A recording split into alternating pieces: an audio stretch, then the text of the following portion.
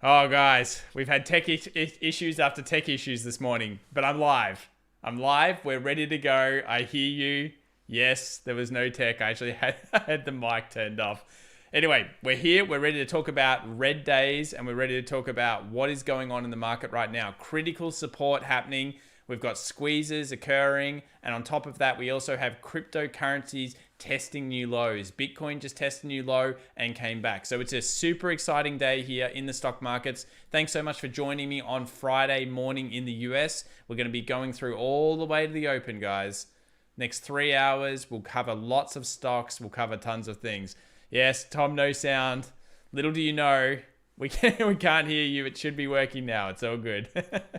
All right, so after the tech difficulties, what have we got? We've got S&P 500 coming into this support. Nasdaq actually breaking under the support. We're going to be looking at that soon. Russell 2000 down. Look at the red. Silver still holding okay, but now down to the 2684.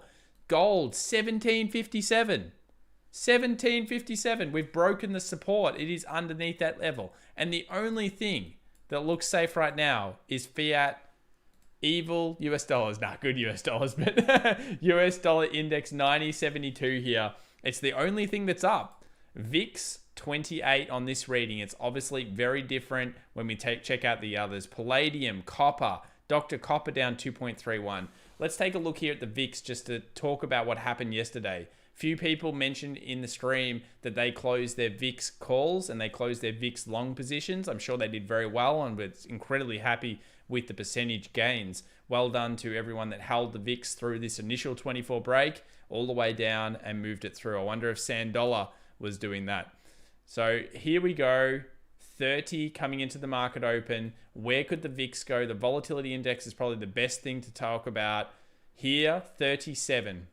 37 could be the high for the VIX. Now, I don't know if I'd enter positions in the VIX right now, but this volatility, if it continues to spike, continues to move, it bodes poorly for, of course, the US 500, which we'll talk about soon.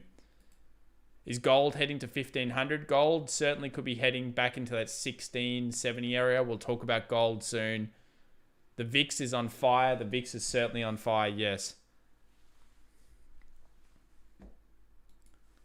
Got people messaging me saying I was muted. Tendies Day, yeah, says vet vetting. Well, let's take a quick look at the pre-market. We'll bring that across. Pre-market. When this thing loads, we will talk about it. All right, I'll just leave that there for a minute. So, what else is going on in the news? Let's take a look at this US 500. US 500 straight into support right now. 38.15. Here we go. We've got the screener coming up. We'll bring the screener onto the screen. Pull it over a little bit. Pre-market. What is happening? Etsy up. Zscaler up 3.68%. Airbnb up. Not that many others. Nvidia kind of hovering. Go to the negative side. DoorDash 11.61% down pre-market. Bilby or whatever it is. Bilibee. Baidu 6.34%, Salesforce 3.5%, CRM, a quality company, pretty good earnings report too. They made that 20 bill. Tesla 3% down in the pre-market to 661. Will it go to 620 today again? I think that's quite possible, especially if the Nasdaq stays low. Shopify down 2.81. Lots of quality stocks that have become a bit of favorites moving down. Now, pre-market short squeeze. What have we got going on here? Let me get this pre-market. Why is that not loading correctly? GameStop, 9.21% up in the pre-market. Lackluster, but still up from the lows. We have Churchill Capital, CCIV up a little bit, and then everything else down, including costs that's now back to $19 after that initial squeeze that pushed it all the way up. Tilray, another one getting back into support. We'll take a look at that during the session because that's an interesting one. But this is all about 3,800. Look to this support here. Look to the 50 EMA. Go to the daily. If I was to have one thing on my chart today that I'd be looking for on the close till the weekend that'll make it interesting, it's a close underneath this zone because this signals not only movement towards the 3,700, it becomes very unlikely that anything before the 3,700 holds it, but possibly the correction to 3,600. And it all rides on today and how this support is dealt with. Let's have a quick chat to the community. What's going on here? EuroCAD, yeah, we might have a look at that, Hassan. We'll see how it goes. Gold leads the equity markets. It can do so, Patrick. Yes. Tesla 600 today, says J-Rock. Gil Odie says, good morning, Tom. Thanks so much. Double digit on short Nasdaq 20-piece 10D, please. Very good. What's the crack with AMC? Will it squeeze? We'll take a look soon. It's Probot says, hey, Tom. Yeah, all hope you're good. All got out your calls in time yesterday. Yeah, hopefully some people did. Sarah Jane says, ARK-K down 3.47% pre-market, down to 125, down more than 20% this week. Those shorters will be happy. Yes, so ARK-K has over 100% short interest in it, I believe. Is that correct? And someone in the community let me know on that one. I believe they do. Tom with his muted videos. Yeah, I do tend to do that.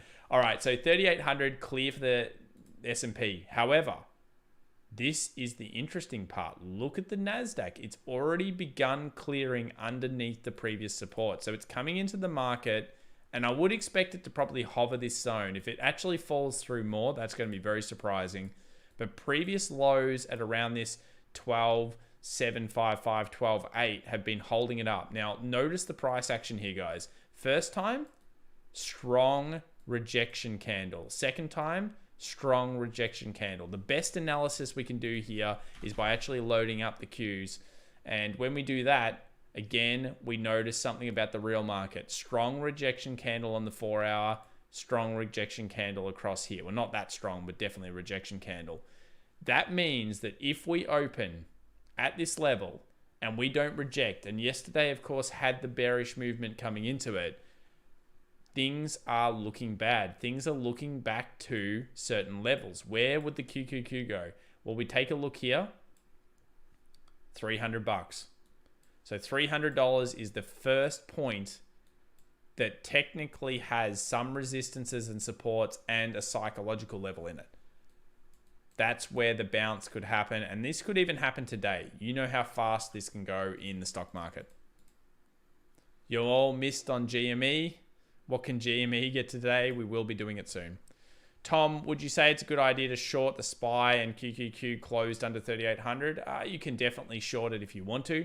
I mean, the SPY is probably the better kind of play. Just in general, it isn't as volatile as maybe this one.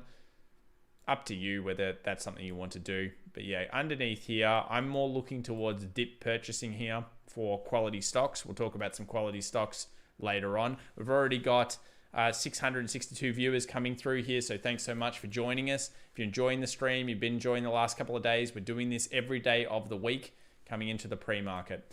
Let's now take a look at some other things. So we talked about the US 500, talked about the US 100. I know you guys want to talk about GME and AMC. So yesterday there was a rejection. That rejection came through after we finished streaming. We hit that one, what was it, that one kind of 57 area. Now, a few people were telling me, oh, well, we hit earlier than that. But if you actually look at the market, so we were hitting like 180 pre-market, then it went down heavily, and it's kind of doing the same thing. So they're saying it hit this level, came down, and then the real big squeeze began. Is it following the same path? So I guess you could argue, yes, it hit this level, it's moving down, and then the next day it started the squeeze. So maybe if this is going to be the hours, look, the squeeze happened the next day. So it moved up, moved down through the session, and then the next day was the squeeze day. So if it's going to do it, you would hope it's going to be today, yeah? That's some of the reasoning that I've seen on the internet. It makes some sense. The other things that make some sense is that the $90 should hold as base support. The reason why is because it did last time around this $90 to $110 range. You'll notice if we draw two horizontals here, both of these areas were very, very strong, and they were holding back this initial crashing. The first time it crashed, it hit that zone, bounced off it. The second time it crashed, it hit that zone, bounced up and down around it, around this 158 area. And when it eventually came down through that, that's when it started to really crater, plummet, and sort itself out. So today's target's getting back above this 159, 160. I'd like to see a close above that. Of course, you clear the 184, you'd be chunking through 200. I don't even think 200 will be a problem anymore for it. It'll do something like this, and then it will go through. So you are possibility of getting a squeeze, but it must show sentiment straight away in the morning. I'd like to see it come in the first half an hour of trade. The Orders, formerly known as SID, says $5 market recap on a mostly red day. The SID index, New York City LOL, was up 18.77%, fueled by 24,000 shares of GME. So SID's obviously been on his little rat 1 minute chart. Haven't you, Sid? You've been sitting there doing the 1 minutes, finding the little scalps. 24,000 shares of GME. I think Sid probably up to about 100K of shares traded on GME by now over the last couple of sessions. AMC, similar story.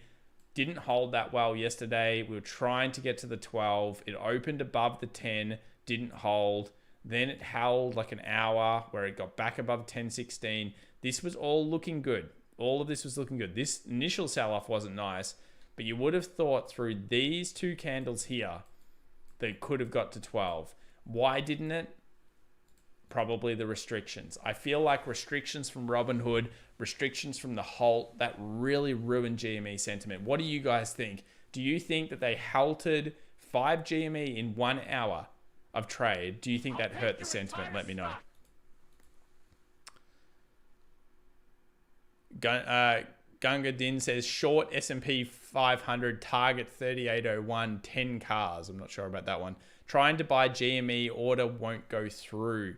Mega M Bender, you'll need the futures. If you don't have the futures, it won't work. What broker you're using, you can always confirm that with community if it is working. What app is this coming from? Viper G. This is TradingView. It's what we use all the time. Sandola 77, $4 for the coffee. Thanks so much, Sandola. You're the bomb, man. Thanks so much. Says, cheers, mate. Good morning, everyone. Please hit the like button to show your support of this fabulous channel and marvelous index momentum of SID. Turbo Lou, $5, says, what is your feeling on buying boring bonds now to preserve capital? I don't really like bonds in this current market. In Australia, we have what's called a hybrid bond, which is a different type of bond. I'll explain it some more in another session, but I like those types of bonds. They actually have two properties. So one of them is they have a variable interest rate property, which is part of what they basically call the variable is bank bill swap rate. And that's kind of like the deal that usually the banks do within each other. It's usually slightly higher than the current cash rate. Now, on top of that, you usually get a margin. And included in that margin, you get a tax benefit as well, which is unique to Australia. So I like these because even if interest rates go up, then they obviously benefit because they have the variable component. But then on top of that, you've got the margin component, which can be upwards of around 3.8% per annum. And you can get them in very, very high quality companies. So these particular bonds, I've been bullish on for years, and they've always come in incredibly strong. They usually have a $100 issue, and they've done well depending on your diligence into them. Now, in America, you have, of course, more treasury notes. You've got standard corporate bonds, and then you've got the gov bonds. The gov bonds pay pretty poorly, so you've got to be very careful with the way you structure them. And I will do a session on them, but I'm not huge on bonds. If you want to talk about bubbles, guys, the biggest bubble is in the bond market. It is not even close that there is any bigger bubble than the bond market. The problem is that the central banks are holding it. Look at Japan. They hold 60% plus of their entire bond market. I believe America is about 25 to 35% now of their bond market. So they're safe from that aspect because the government just comes and it fills it. That's part of the QE, part of the fixing system. I don't particularly like them that much at this point. I don't feel like they're worth it. But the market is huge. Thanks so much for the 1,073 people joining us. AMC, let's do the analysis here. So we've got that $10 close that we did get. Let's have a look at the 4 hour and see how it hold up. So one thing with candles, and when you're talking about sentiment, you're talking about short squeezes. We're 4% down the pre-open, by the way, at 795.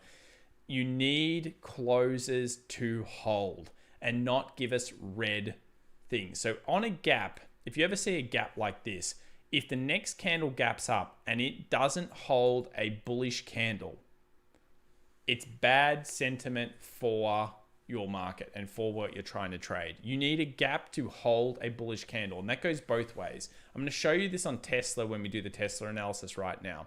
Let's have a look at this closure below. So a lot of people would say, oh, well, Tom, we closed below here with a candle underneath the price. You did. But it's a gap. So it's a gap met by bullish momentum. Then you're met by bullish momentum. Then you're met by bullish momentum. And until this candle, you didn't actually have a gap closing below. And I'll explain that with the daily. Look at these dailies. One day, gaps under, buys up. Gaps under, buys up. Gaps under, sells off. This was the first candle that was actually underneath the structural range, and this is the candle that was the signal for the biggest sell-off. I don't ever take these two, because what will happen is these will fake out for you a lot in technical analysis, and then they'll move up and you'll go, but it broke under. The TA doesn't work. Yeah, it did break under, but it was instantly met by buyer momentum, no seller momentum. So don't get too excited just because it opens underneath. It must close underneath. The confirmation close is the key to these channels and these patterns. And that's the next step of TA in your journey. Did I learn that in the first couple of years? No. Did anyone tell me that? No. It's from trial and error of losing a ton of money in these positions and realizing that's something that I change. So if you're going to learn something out today, I'd say that is a pretty good one. Pedro says bond market is a large multiple of equity market. I've lost it. I don't remember what the multiple is. Yeah, it's pretty insane. A lot of margin calls this week. Absolutely. This is an absolute hit on retail. They're taking the euphoria away from us. They're getting rid of all our stocks. This is a hit on ARK, a hit on new companies and innovation. Notice the boomer stonks, they're not going down very much. This is a targeted area hit. And it was due, and that's probably due to the fact that a lot of them were running too fast, and we'll talk about that soon. But ARK particularly is really getting hit around.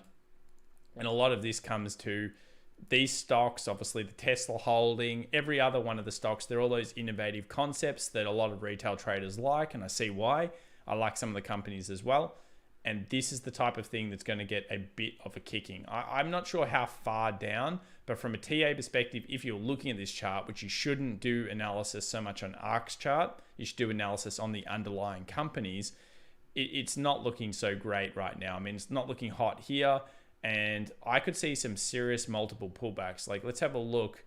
We close underneath that 12.8 on the Nasdaq, possibly a 38 fib retracement. Now, is that far away? It's about $17, $18 away from current price. Some people would freak out by that. It's probably more of a healthy pullback because that is a vertical gain that is incredible success and will probably continue to be so.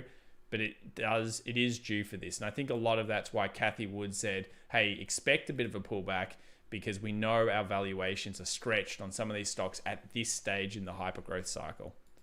No way Papa Musk is going to let his stock be $6.70 price for his stock, says Maple.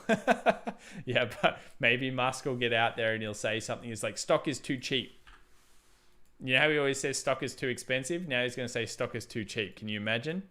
Give AMC to space, says Devontae. Don't worry. Well, hopefully it does. Viper G says, what stocks do you think will go up today? I think that the tech stocks will probably not go up, but it all comes down to the hold here. If you're talking about which ones will rebound the fastest and have the biggest movements on, if you get the timing correct, it's going to be the beaten down tech stocks, the quality ones. Yeah. So if you're saying like something like a Sundial, which is not a tech stock, but obviously Sundial, will this go up faster than something like a Square if it's going down heavily, or a Tesla? The Tesla will rebound more. Look to the pent demand in these stocks. Tesla sold off hard, arguably an amazing return here. Well, not even arguably, $100 basically in a day, all the way back up. Now it may retrace, but the point is that there is a lot of pent demand. And when Tesla crashes and gets that sentiment back in it, retail, everyone else seem to pile into it. Be careful, but these types of stocks will have the best bounce if you get them right.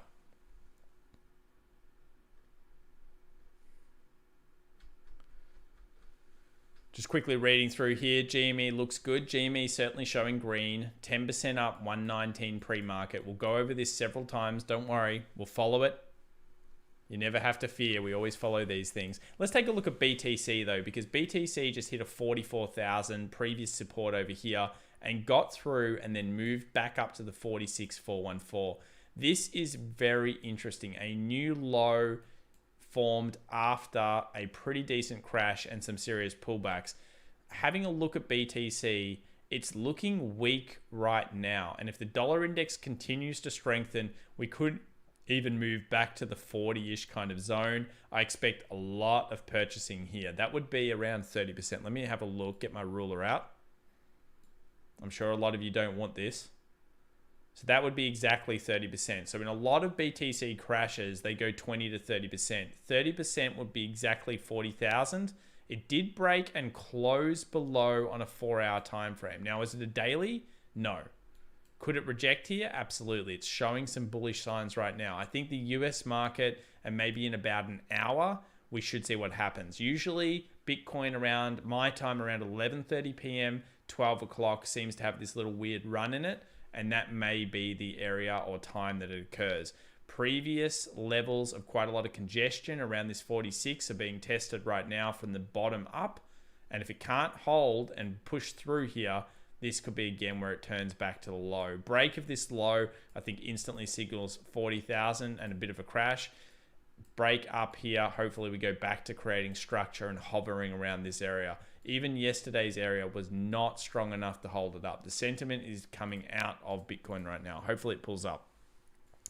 43K in my PT, says Athbaskakan, I think it is. Can anyone tell me what bullish means? So Timothy, bullish basically means movement up. So it means purchasing or buying. Bullish is considered, of course, the bull is always associated with that type of stuff.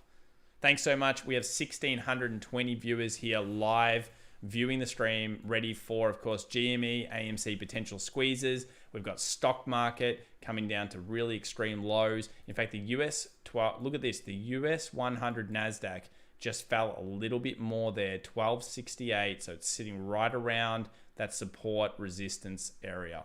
Let's now take a look at gold. I think gold's interesting. If we consider this a precursor of what happens in the market a lot of the time, we go to the daily, take a look at this. This is significant. A close here on the daily low.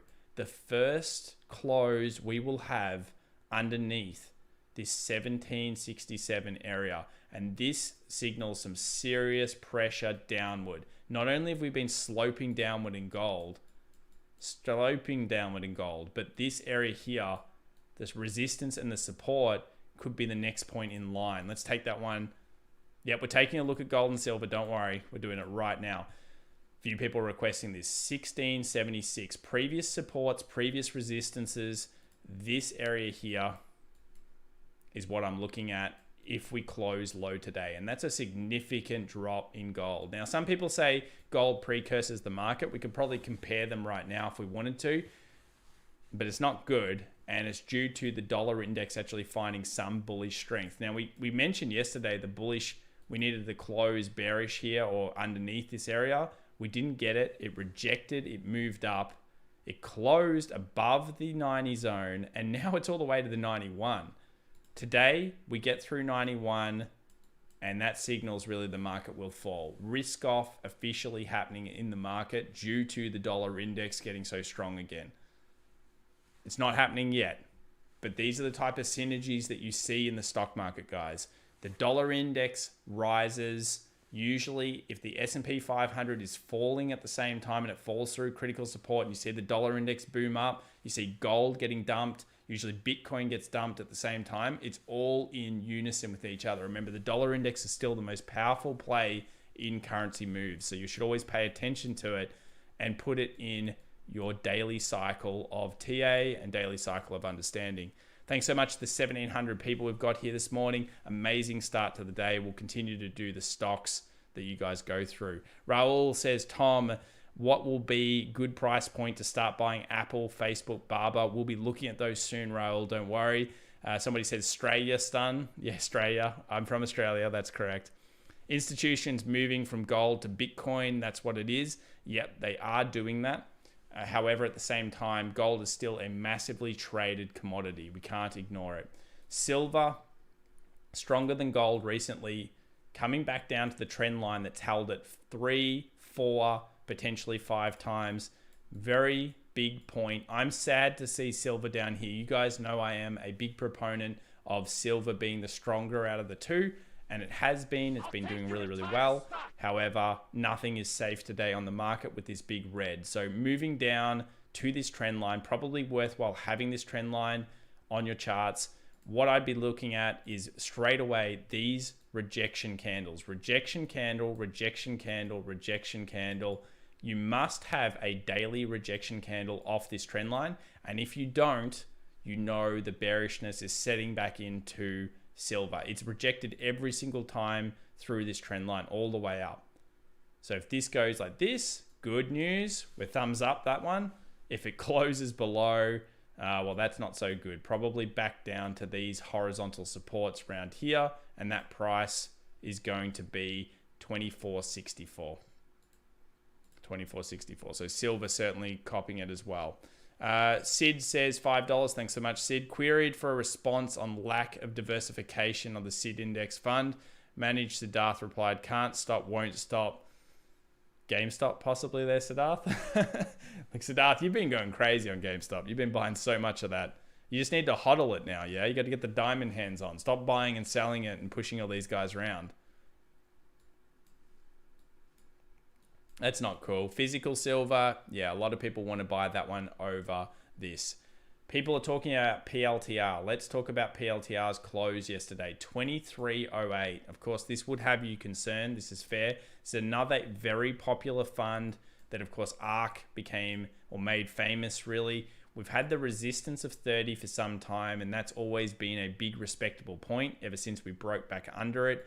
It was previous one. Now, with these SPACs, you got to be really careful. Some of the SPAC hype has died off, and now we're moving towards a little bit of potential, you know, kind of like lackluster returns. Where do we want to see support found? Right here, guys, 22.53. We have a pre-market here of 23.15. I would not want to see PLTR underneath this zone, and hopefully ARK comes to your safety and starts loading that zone up. Remember when they bought it last time, what happened? They bought it, went straight to 30. They buy again, they add to their position in their main funds.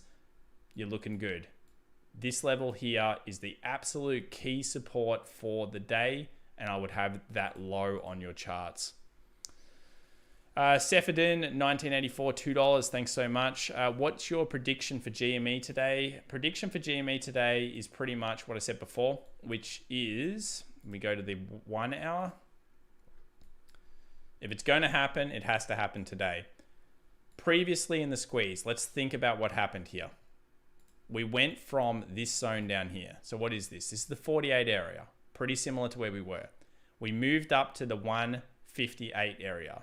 90, 158. Now I remember it was sitting about 70. The next day it opened at 158. This time we went 90, opened the next day around that 158, 160, okay? Then we failed throughout that session and moved back down to a 63.70. The next day was the mega epic, everything was kind of going on. We started to move back up and then we got the huge squeeze. So today, what would you like to see? This movement back up again. Then hopefully the big squeeze after hours, which caused the madness. If it's going to happen, you want it to happen today. That's basically it. When a squeeze starts, it must be sustained and everyone must get hyped and everyone must load in. Ideally, that's what happens. If people lose confidence, sentiment is the key, guys, that we must be looking for in all of this. We don't have sentiment. Unfortunately, that means that the paper hands come out because everyone's trying to make more money. Sandollar77 says, Tom, your opinion on CCIV. So CCIV, Churchill Capital, another SPAC. This one here is sitting at 28.33, pre-market up 1.76. Is basically at fair or fairish price of the deal. So I don't really think I have too much of an opinion on it, Sandollar. There's no real technical here. It's just the deal was done, and this is where the structure is. 27 to the 35. All of this had the little bit of structure coming in over the left. You don't want it underneath this zone because then it pushes 20. But if it holds here today, then it's good. I don't particularly like CCIV. I've mentioned that a few times on the stream. I didn't like it when it went crazy. This was a massive excess and no good. 3D says, good morning from New York City. Good morning, 3D. Suicidal Mushroom says, so the big squeeze will happen after hours. It generally goes even more crazy after hours, yes. If the squeeze goes throughout the day, last time what happened, the biggest squeeze actually came after hours and it went mental. That's when the big squeeze happens. And that's probably because people have to close positions and settle positions. They may also want to, remember what happened last time with the big squeeze, we actually held a 300 plus. Look at GME again. This candle, where was it? We held a 324, 29th of Jan. Let me just bring up my calendar here. Go back to January. Friday, the 29th of January, actually held a 324 price into the close. Now, the Monday wasn't pretty and it was all over, but the sentiment was there and the after hours, I believe, was even stronger. And all these days, through the options expiries, through the settlements, the market was getting stronger. Really important stuff. Really important stuff. Few people saying they're buying Bitcoin. Yeah, look, Bitcoin's at a very fair price right now from what it's been. We talked just before, if it does close back under any of this 44,000, I would have an alert here. I'd set your alert. We'll look at the other coins in just a few moments, but I'd set your alert, 44,000. And if it goes through and closes below this zone, guys, movement down to 40,000 seems imminent. And this area is exactly where I expect it to absolutely stop. 30% decline top from bottom at that point. Bitcoin never tends to go more than that throughout all of its cycle crashes before having a very nice recovery. So 40,000, I would hope technically holds up if it is to go down. Of course, I'm sure you all hope it holds here. $77, $5. Thanks so much. Keep it up, sticker. Appreciate. J Rock says AMC to Pluto today. AMC is rolling. Let's have a look at AMC pre-market. It is rolling. It is rolling, guys. 8.25, only down 0.6 now. We'll load up the Webull pre-market screener. Let's take a look. What do we got? GameStop now, 126.79. It's starting to come around. Get the apes up for today. Space apes for sure. 3.45% Churchill Capital, and look at AMC ticking into the zero. That was 4% when we started half an hour ago. 4%. Now, zero flat. Beautiful stuff. We'll continue to watch it throughout the session. Screener, pre-market big stocks. Zscaler must have had a decent report, 4.95 up. Nvidia 1.35 up, big demand there. Etsy 492, but on the back end, DoorDash, Baidu all down hard. Tesla down 2.65 still, and the US 100 making some recovery to a 12.8. I'd expect the US 100 to probably open around the 12,800 area. Paul Lee says, I'm an ape. Mara says, Space Apes, let's go. Tesla, we'll certainly look at that. I'll take your entire stock. JM, $20. Thanks so much, JM. GM from New York, about manipulation. Read about dark pool block trades. By the way, hedgies, then more shorting because no shares left to borrow. Naked shorting, all illegal. Yeah, I do agree. They're definitely overshorting this stock. So can this manipulation be overcome by the retail market? So I'll explain this to you, JM, and I'll explain to everyone here. The problem with the short squeeze, in my opinion, is that theoretically, it works perfectly if everyone holds their position. And that's why the movement worked in the first place. Let's just take this watch off. The reason why it works is because really what everyone did was they actually had diamond hands and they believe in it. When the stock is going up, people hold the position because they have greed. Let's admit it. Few of you guys want a bit of profit on this one, I'm sure. So you not only do you want to kick the hedgies in the butt, but at the same time, you also want to make a profit. So as the stock is going up and you can see that profit and you can see that wild manipulation and wild movement, you're going to hold the position. During that time, yes, you can stick it to them. However, when you start to crack and as soon as people start to take profit off the table and don't have the diamond hands effectively and the paper hands come through, that's when they can strike. And as soon as they hit retail sentiment, they destroy the position. It's all about sentiment. If you were a hedge fund, and let's say we got all of us together and we sat us all in a room, no one was allowed to touch their phone. No one was even allowed to check the price. And everyone that bought just went and sat in the room, threw their phone away and waited. You guys would crush them. You would destroy them. You would get like a 10,000 GME because they couldn't stop it. So you're 100% correct. They're overshorted. And if everyone held and didn't paper hands and didn't want profit, then it would work. My opinion only. But I mean, do you guys agree with that? B Diggs said, I took my profits yesterday and then I bought back in. Well, they're the... See, that's the thing, B Diggs. You took the profit.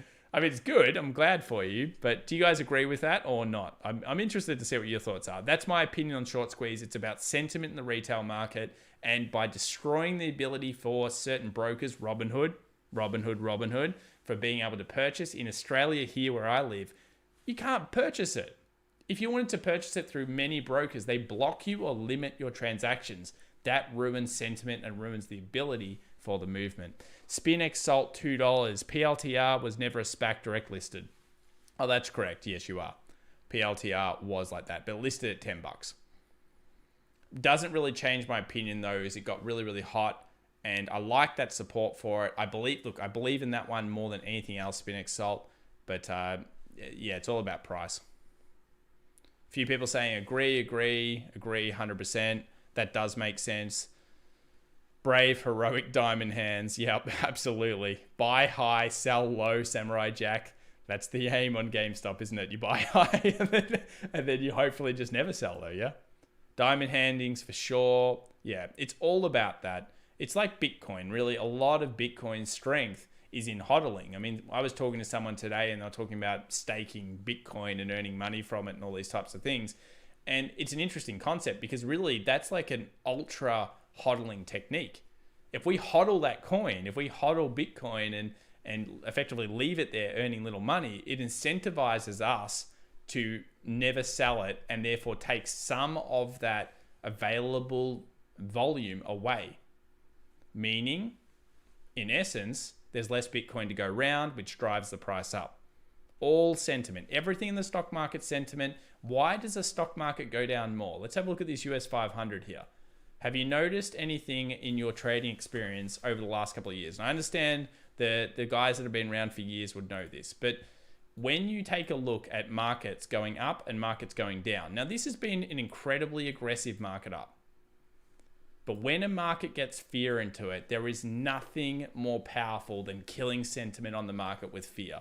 And when Wall Street dumped fear into retailers, and they could dump it in right now, you push another 5-10%, people will get fearful and start calling crashes down to here again. Believe me, they will. As soon as you go through what people feel comfortable with, at that point you will see the epic fear, and they do it with giant candles, and everyone gets the paper hands and sells. When you take the sentiment away, that's what happens. But when the sentiment comes back, everyone starts holding. They believe everything's worth unlimited money. B Dig says, I've got to eat, Tom. Don't hate on me for taking the GME. That's all right. Nano is low. Let's have a look at ETH and the other cryptos. Now, we've got to stop using this Kraken data. I know I'm bad for leaving this one on my chart after the other day. Ethereum, US dollar. Let's take a look at what's happened here on the daily. A few people saying workhorse. That one is going to be a struggle to come back.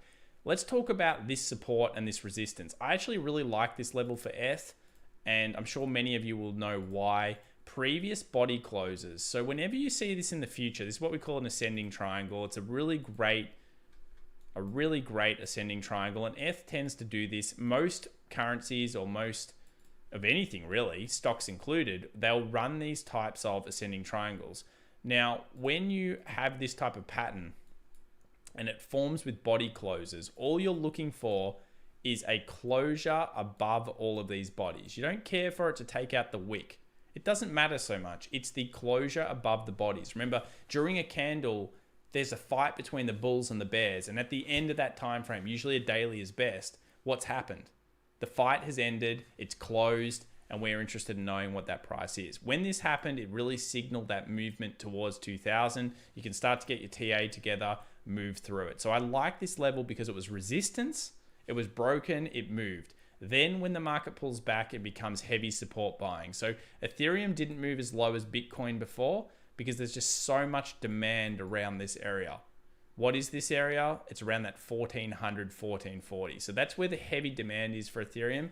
And if you're talking about taking out sentiment on this thing, getting below this level really will cause Ethereum to drop hard. And I don't know if it's 1200, it's 1000, but I do feel that Ethereum underneath this 1400 is incredibly bearish with a daily close or better. So be careful there. I've got a donation coming in here from Dividend Passive Journey, $5. TIGR analysis, please. What's a good entry point? We'll have a look at the TA in just a minute. Dividend, thanks so much for the donation. So ETH, that's what it's looking like. That is a beautiful zone for this particular one. ADA, the sentiment here is incredibly strong. Through all of that market dumping, ADA, Cardano did not go down. There was a few signs that we talked about on this actual channel where we discussed the daily closes and again the sentiment. Bullish rejection straight away on the first flash crash, huge buying. The next time it came down to the 20, huge buying again, and it didn't even come down that much on the last crash. This showed us that Cardano was ready for the next move, and it's actually a very, very strong coin in the market, and a lot of you guys love this one. Major option expiration today, absolutely, Tom Delvey, absolutely, we'll check that out. 1.122, so it's testing the resistance side. If Bitcoin can hold up, this is a very similar situation to before. We've got a series of higher lows coming through and a very clear level that this particular market can't get through. Look at the Cardano here. Resistance 1.15, no body closures above this zone. What if we get a body closure above this zone? Could we go to the 1.2? Well, of course. But could we go even higher, 1.3, 1.4? It's certainly quite possible.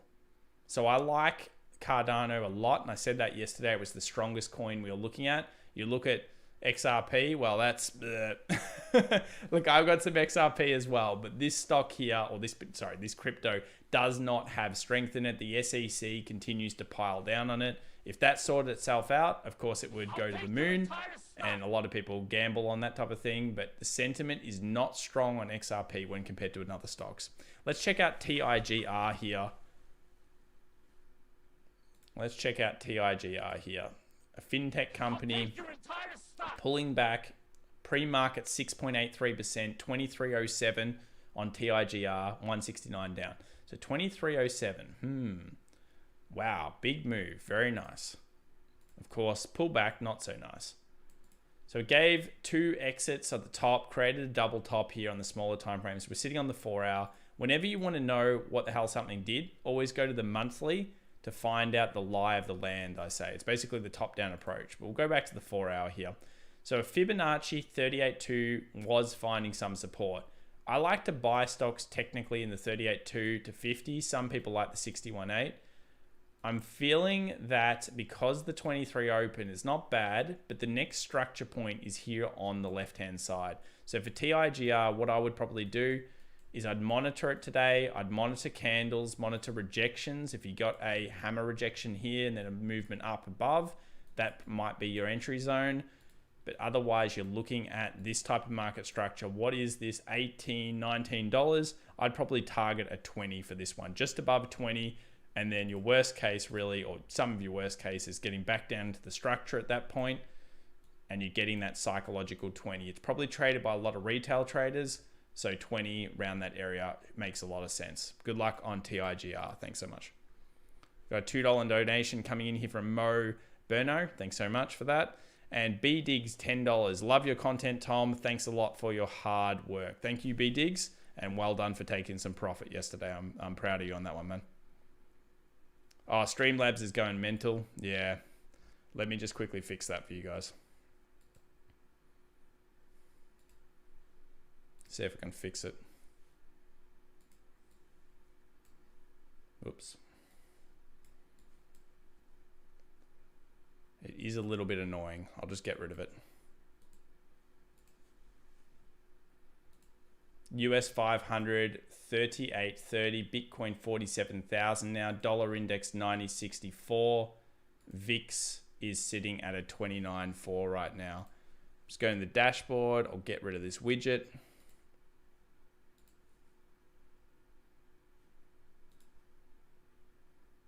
Thanks so much for the subscriptions though, guys. I do appreciate it.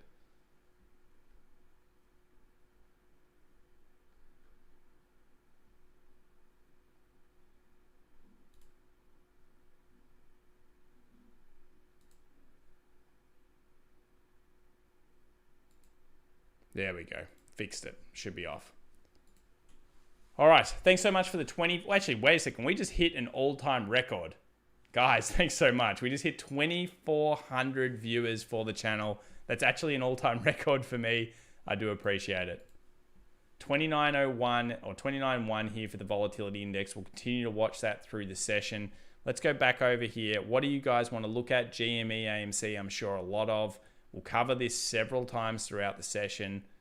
No problems. 126 on GME. So the diamond hands, the sentiment's coming through. This is a good start to the day.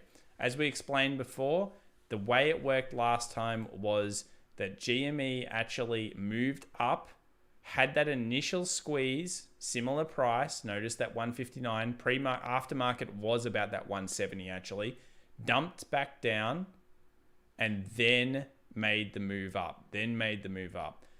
After that dump happened, really the squeeze began. So it moved straight back up into the 158-ish area. Then the next day, wow, wowzers. So today, really what you're trying to achieve is a massive squeeze back up to the previous level. If you can close around that zone, aftermarket is where you're going to see the real pumping after they have to close the positions, settle the positions, all of that.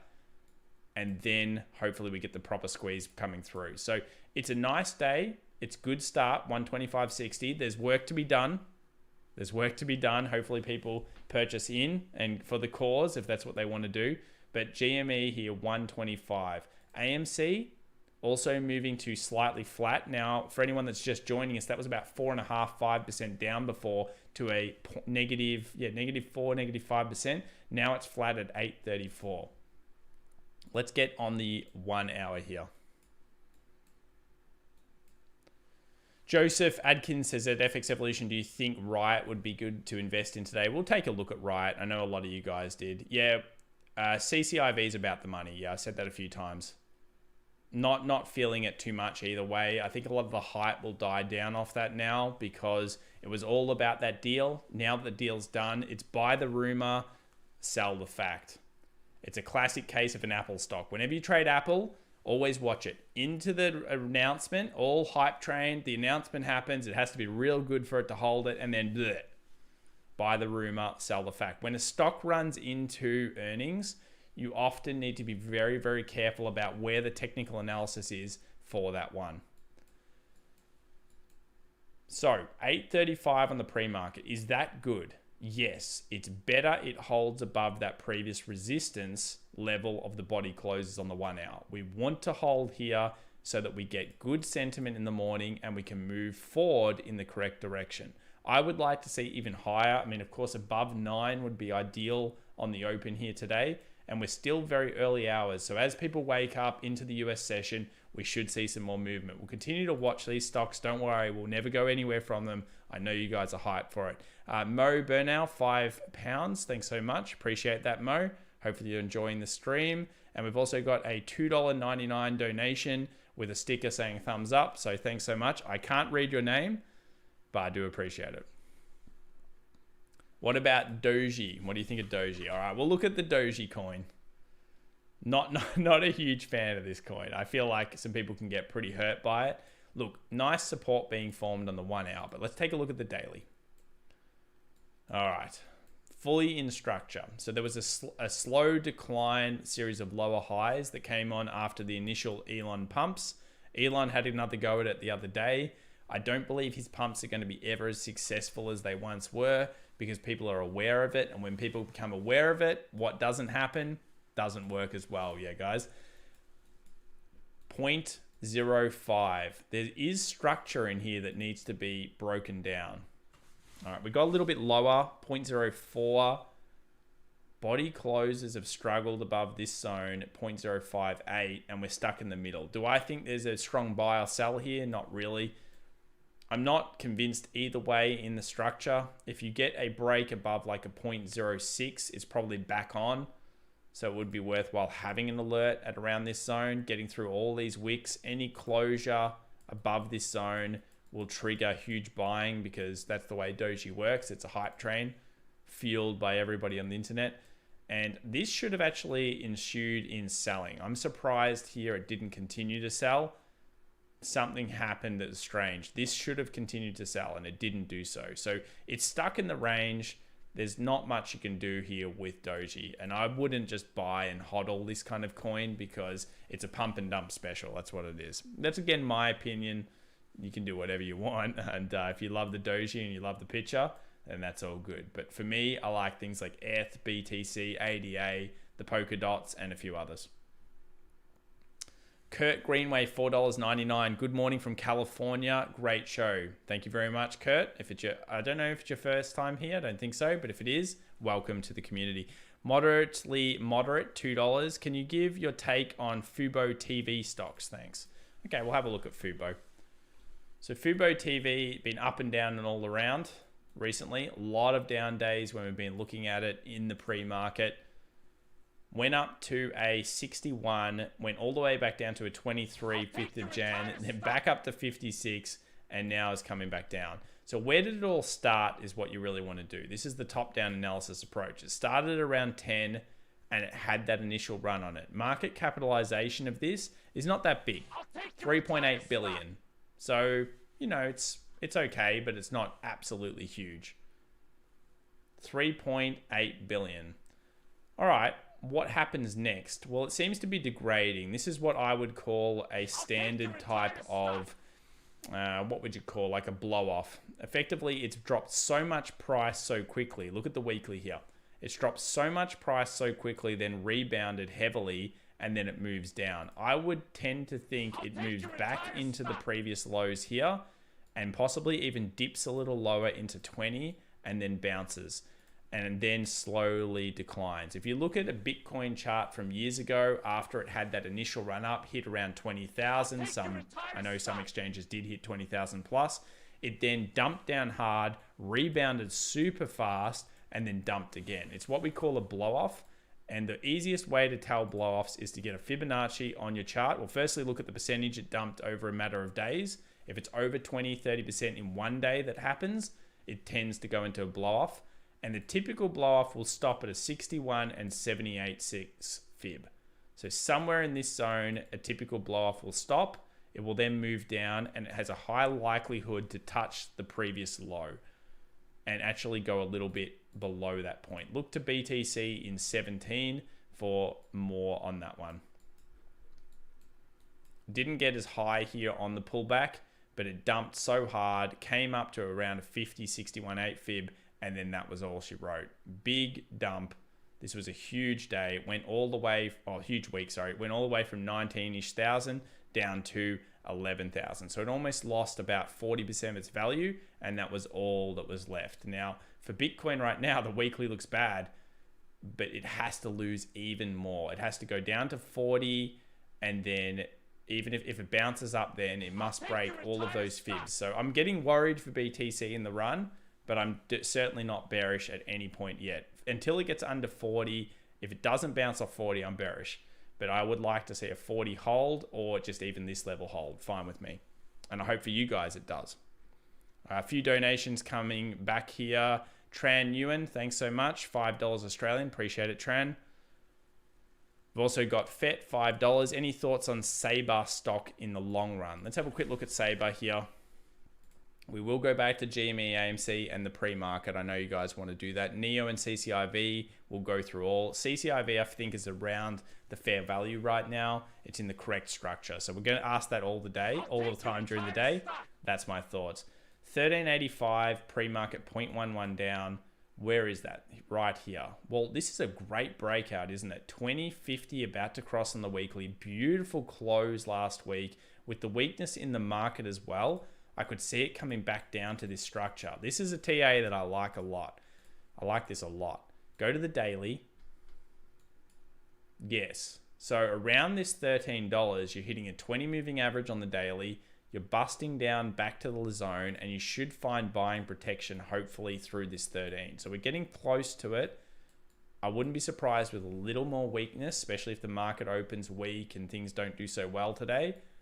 But this is the zone and a very critical resistance support area. Nice structure through here and a very nice breakout held on the weekly. Remember that bullish candle was actually held there. A return back is normal with a movement up. Good luck on Sabre. Not bad. What's the market cap size here? $4.39 billion. Go to the weekly again. Yeah, a lot of this makes sense. There's more in it as well. So why it stopped around this 15, left over here when it first IPO'd, I guess, was the previous supports. The next stop for it, if it gets to a new high, somewhere around 1738 for this one. Thanks for the donation. I believe we've got a few other donations going in here. Oh, I like this one. AFA coming in from Julio Santana. Yes, APHA. Now, cannabis stocks, pot stocks. What happened after GME, AMC, BlackBerry, Nokia, all those squeezes, short silver squeeze, whatever you want to say, when they fell off, what do we have a tendency to do as humans? We have a tendency to do the revenge trade.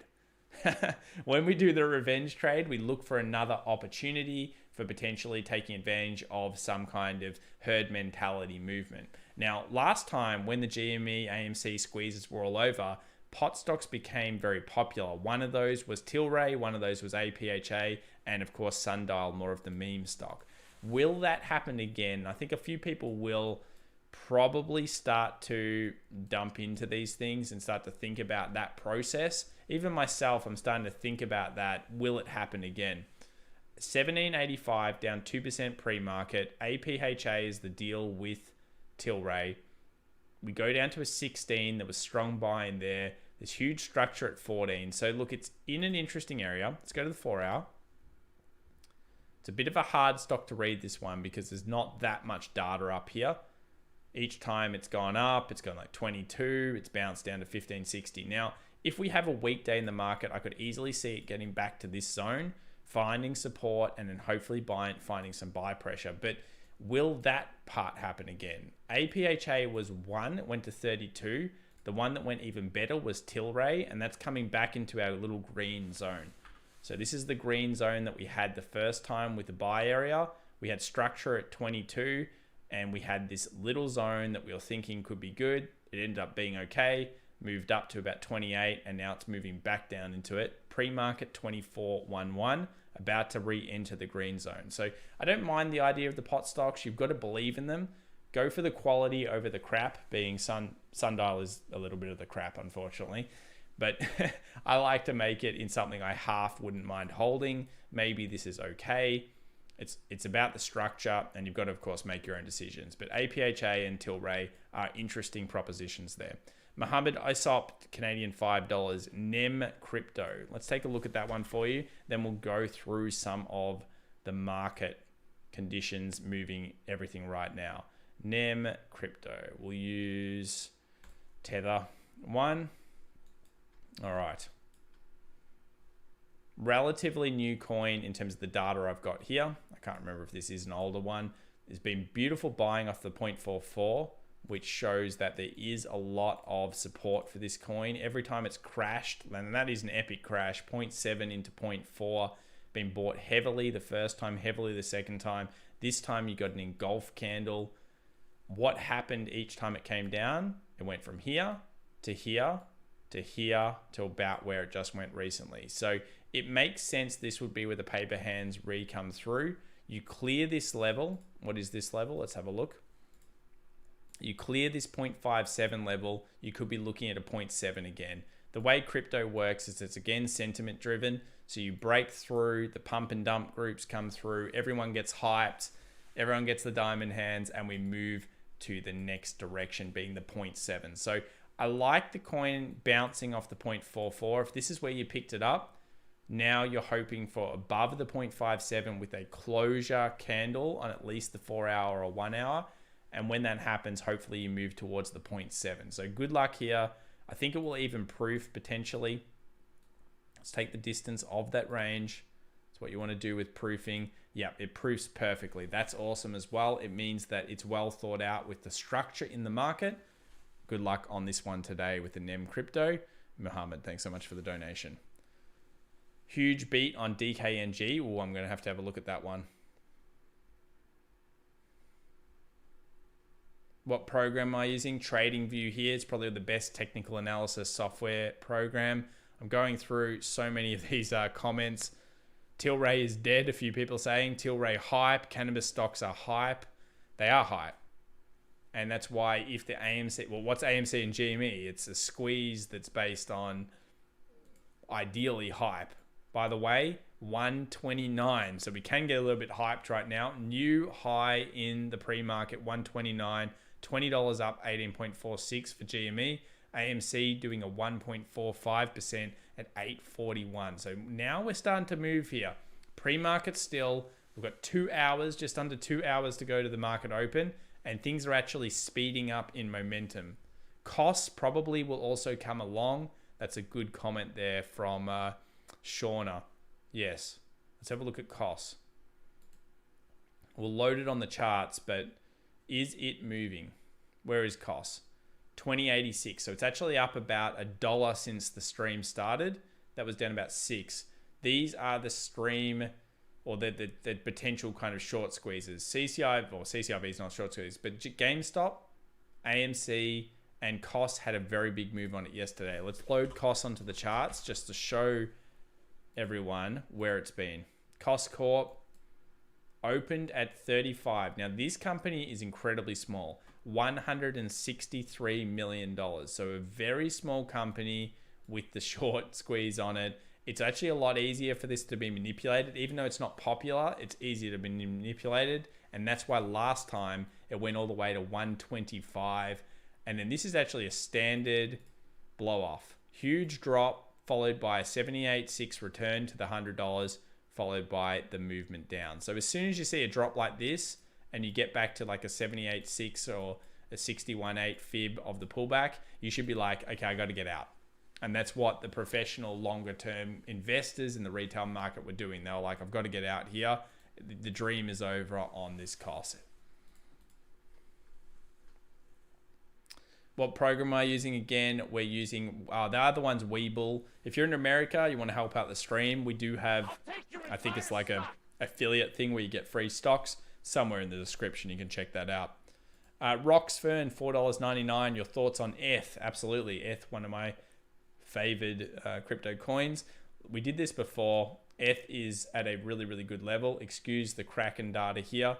Basically, it was an ascending triangle coming off this very strong 1440 resistance zone. We take a look at it on the daily, and what had happened is this area here, the body closes of the daily never got above 1400, and then suddenly it did, and that's where the movement occurred. So other than this stupid, ridiculous wick, these two rejections have actually been quite strong. I like ETH off this level. I would like to see it bounce here. 1600 is going to be a problem for ETH on the move up. If we go down to the 1 hour, we'll see why. Lots and lots of structure through the 1600. Support, support, support. Little buying pressure all the way through here. Let's zoom it in. All that buying pressure will now become resistance. So that's the next stop. If we can clean up above this 1510. Here's the problem. Could be a movement down, but 1400 for now becomes the really strong zone for ETH, and I like that level quite a lot. Oh no, the Kraken data. Yeah, the Kraken data got me a little bit excited the other day. See this? I was live streaming, guys, and I thought I was about to get $800 ETH, and I kind of stopped the stream, and I was trying to trade, and I was feverly typing and going crazy trying to get in, and then everyone's like, it's fake data, and I was like, no. Why is it fake data? I thought that is one of the biggest moves I've ever seen in crypto, because look at this. Wow, it went from like 1749 down, but it was all fake. What can you do? US 500 bouncing off the 3810 now, still within the structure. We'll probably zone this up now, getting ready for the pre-market. All of this was just standard Asian, European structure in the markets. Nothing too much interesting there. This is the dark color theme. That's correct. You can just right click, go color theme, light or dark. The other thing is if you purchase the more advanced kind of versions, you can run 4 screens, you can run 8 screens. This is the type of thing we do when we get into the pre-market. It's a lot of great stuff you can do in TradingView. It is the best technical analysis software, in my opinion, on the internet. Use your other softwares to do your kind of volume, do your depth, do your trading. Use this maybe more as a TA. Delete the Kraken. I will delete the Kraken. Volume up on AMC. Yeah, it's doing okay. Tom, OMG, OMG, OMG. I assume you're talking about the crypto. Let's have a quick look at this one here. Kevin, OMG. Oh, wait, we almost clicked that one. Let's use the Coinbase data. It'll be fine.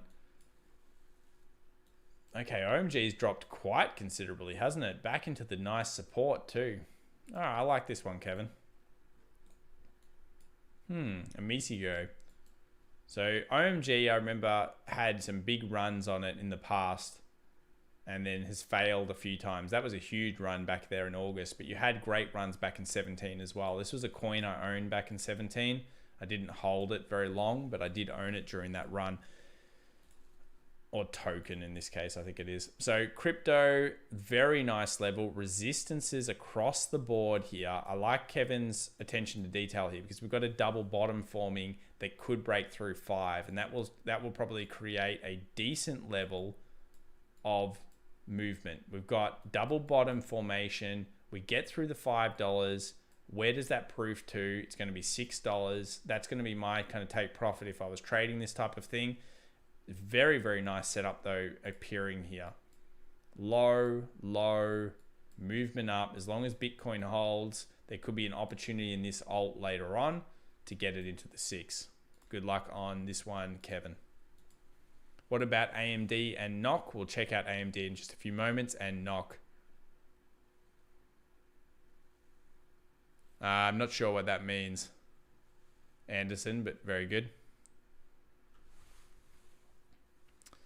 Thoughts on ASRT? Can you check Workhorse? I can check Workhorse, but I can't say that this is looking that great. Workhorse here really falling through. I'm surprised it's even bouncing. Pre-market 1692.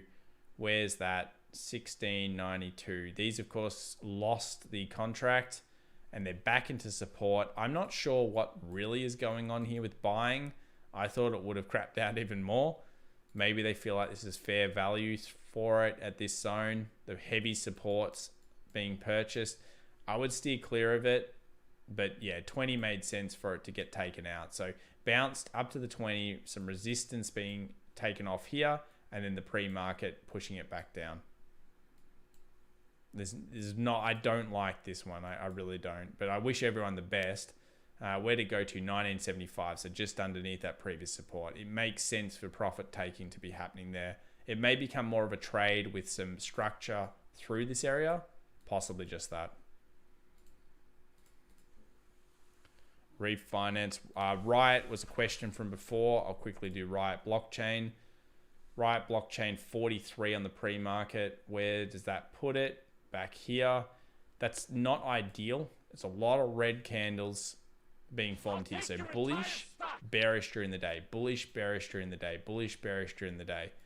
That's not that ideal. This was a heavy support. We're still early in the pre-market, but 43 is the pre-market, 5.85%. Interesting zone. This is now underneath the 17 highs. 46 was those highs. That's why it was such an important zone. Look at this.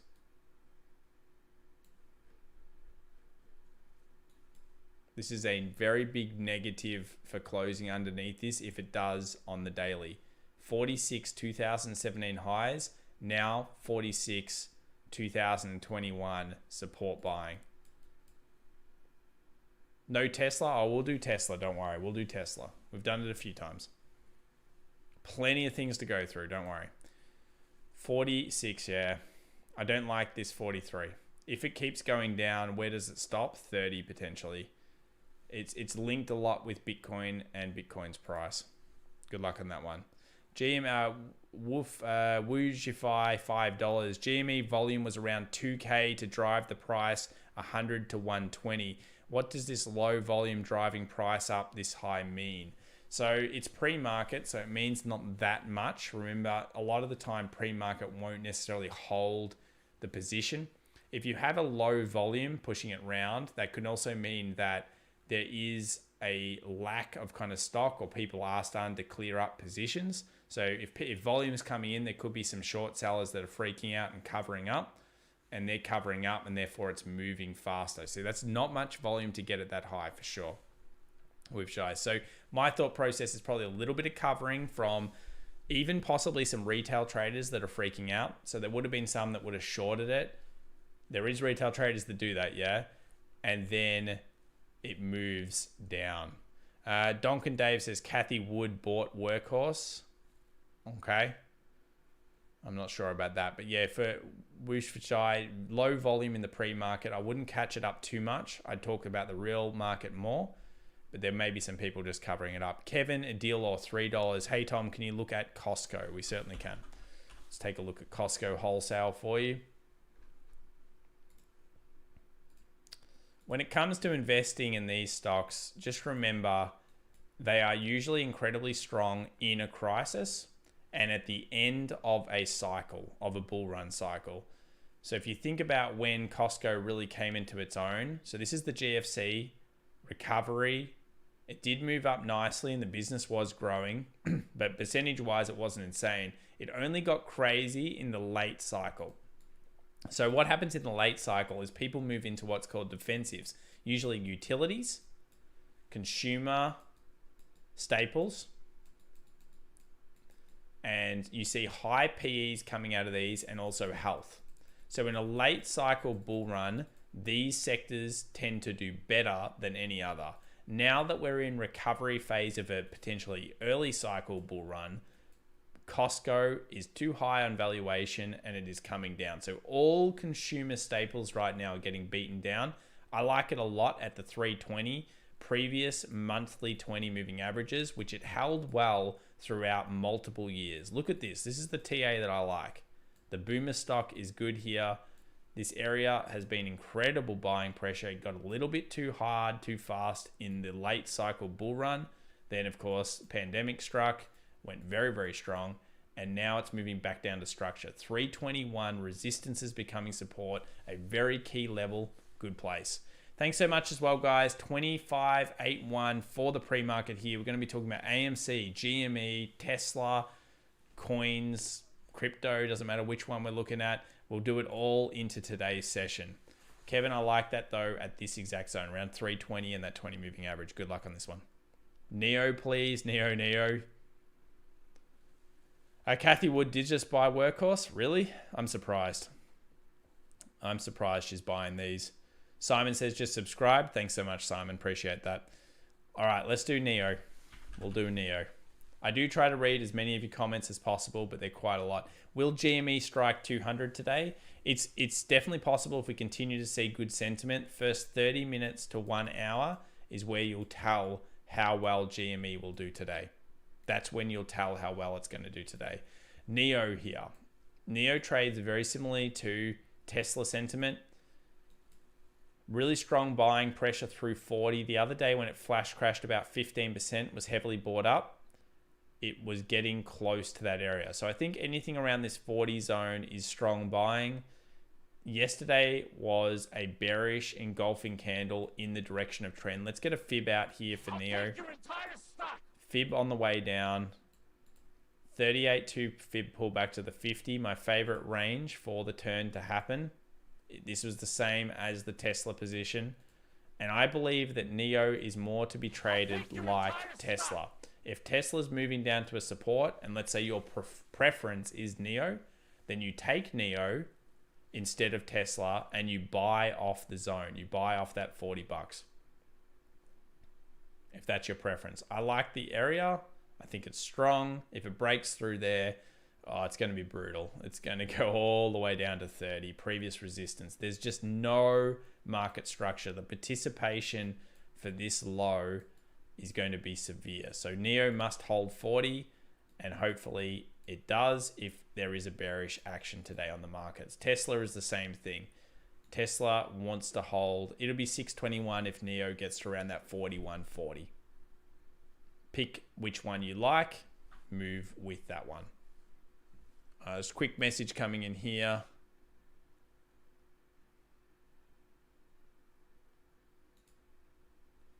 Oh, all good, Dave. Don't worry, man.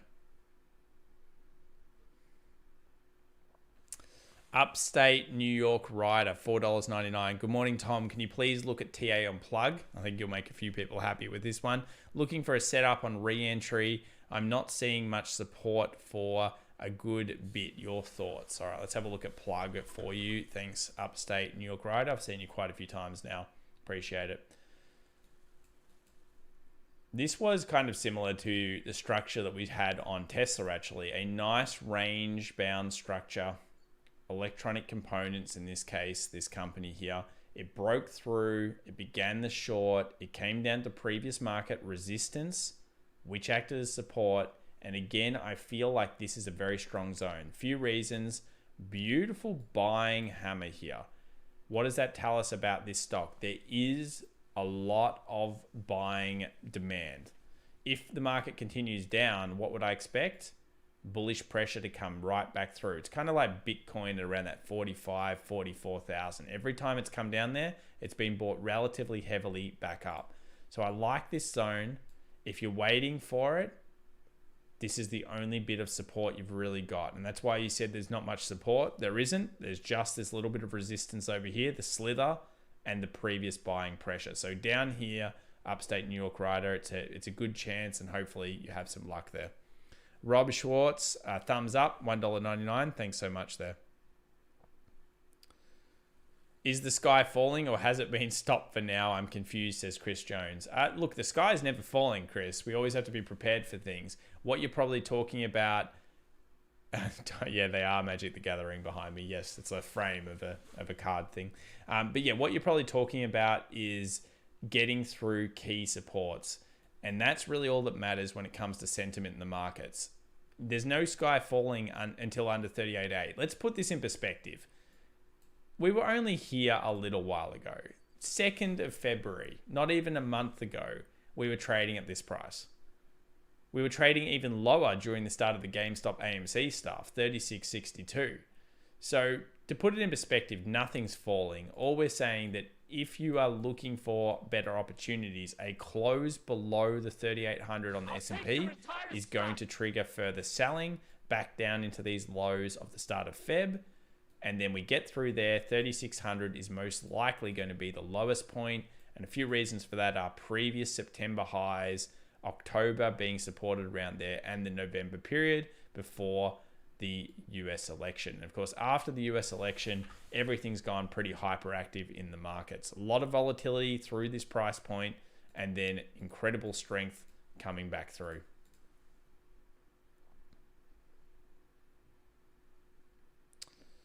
Brett Connolly says, at FX Evolution, have you tried to make sense of the bond market yesterday? Look, I don't really think there needs to be that much sense of the bond market. I think you have to have conviction in what you're doing. For me, I believe in industrials moving forward as the countries around the world start to build out and try to create jobs. I believe in technology and innovation, specifically better, high quality, brand new technology that's moving fast. I don't want to be too much in the large companies as much anymore in the next decade. They're the type of things I'm targeting. Now, I know you'll say, oh, inflation, 10-year yields, Tom, all these things, they attack. Everyone says they attack support. You show me the proof that a 10-year yield is actually dumping those growth companies over time. I don't find like it does. You actually correlate them. The correlation on TradingView, you can do it. We'll do it again. It doesn't work that well. ADA, yes, we'll certainly look at ADA. Tesla, we'll take a look. $800, go. What's that? Is that Tesla moving up hard? I don't think so. 676. We'll get some donations coming in here. Michael Simpson Jr., $9.99. Thanks so much there, Michael. Appreciate that one. Sheriff Malik, $5. How long do you think the full correction cycle will take? Also, I'm concerned if we keep going up, we will end with a long-term 1 to 3 downtrend. You're correct, Sheriff. Look, for being around the stock markets for a long time, if you have way too much of a big bull super cycle And I can only explain this probably with the Australian market or the Chinese market. When you get, like, this is of course the 2020 lows, you see that. But we scroll out here, if we have the old data, what you'll notice is sometimes you go into hyperactive real hypermarkets. So we all think, okay, right now the US market is hyperactive. Over 2004 to 2007, this market here went up well over 100 and a bit percent, and it was pretty aggressive. Now, it was led by companies that had no earnings, led by weird iron ore companies that weren't very good, and then of course suffered a crash during the GFC. But if you look at like the Shanghai stock composite or something like that, it ran up so hard back in 2016 and it went hyperbolic. And when a market goes hyperbolic, you go into a multi-year decline. Now let's see if I can get this one up for you. It's a really interesting one. Shanghai Comp. Look at the hyperbolic action that happened on this. And a lot of new traders don't know about these. It's not unknown and unheard of for a market to go extremely deranged. That's what happened here. Between the 2014 period and 2015 period, wasn't that long really, the market went so crazy and then it suffered a multi-year decline, which is what you're worried about. Kind of like after the dot-com boom and bust. The American market actually stagnated for some time. You don't actually want this unless you're buying it and you're getting lucky. So just always look to the past history of what can happen. And we do prefer right now some kind of correction because that's starting to look a little bit hyperbolic. It must come down, correct, and stagnate for a little bit. And then, that's not good for this channel, by the way, if that happens. I just think it's the right type of thing to happen. So Sheriff, yes, it's better we get a correction down to 3,600 now. We can bounce off that. We can move up. We can create trading opportunities in structure, go to 4,000, 4,500 by the end of the year. I'm bullish to the end of the year for sure on this market. I think there's just so many reasons why you should be bullish on it.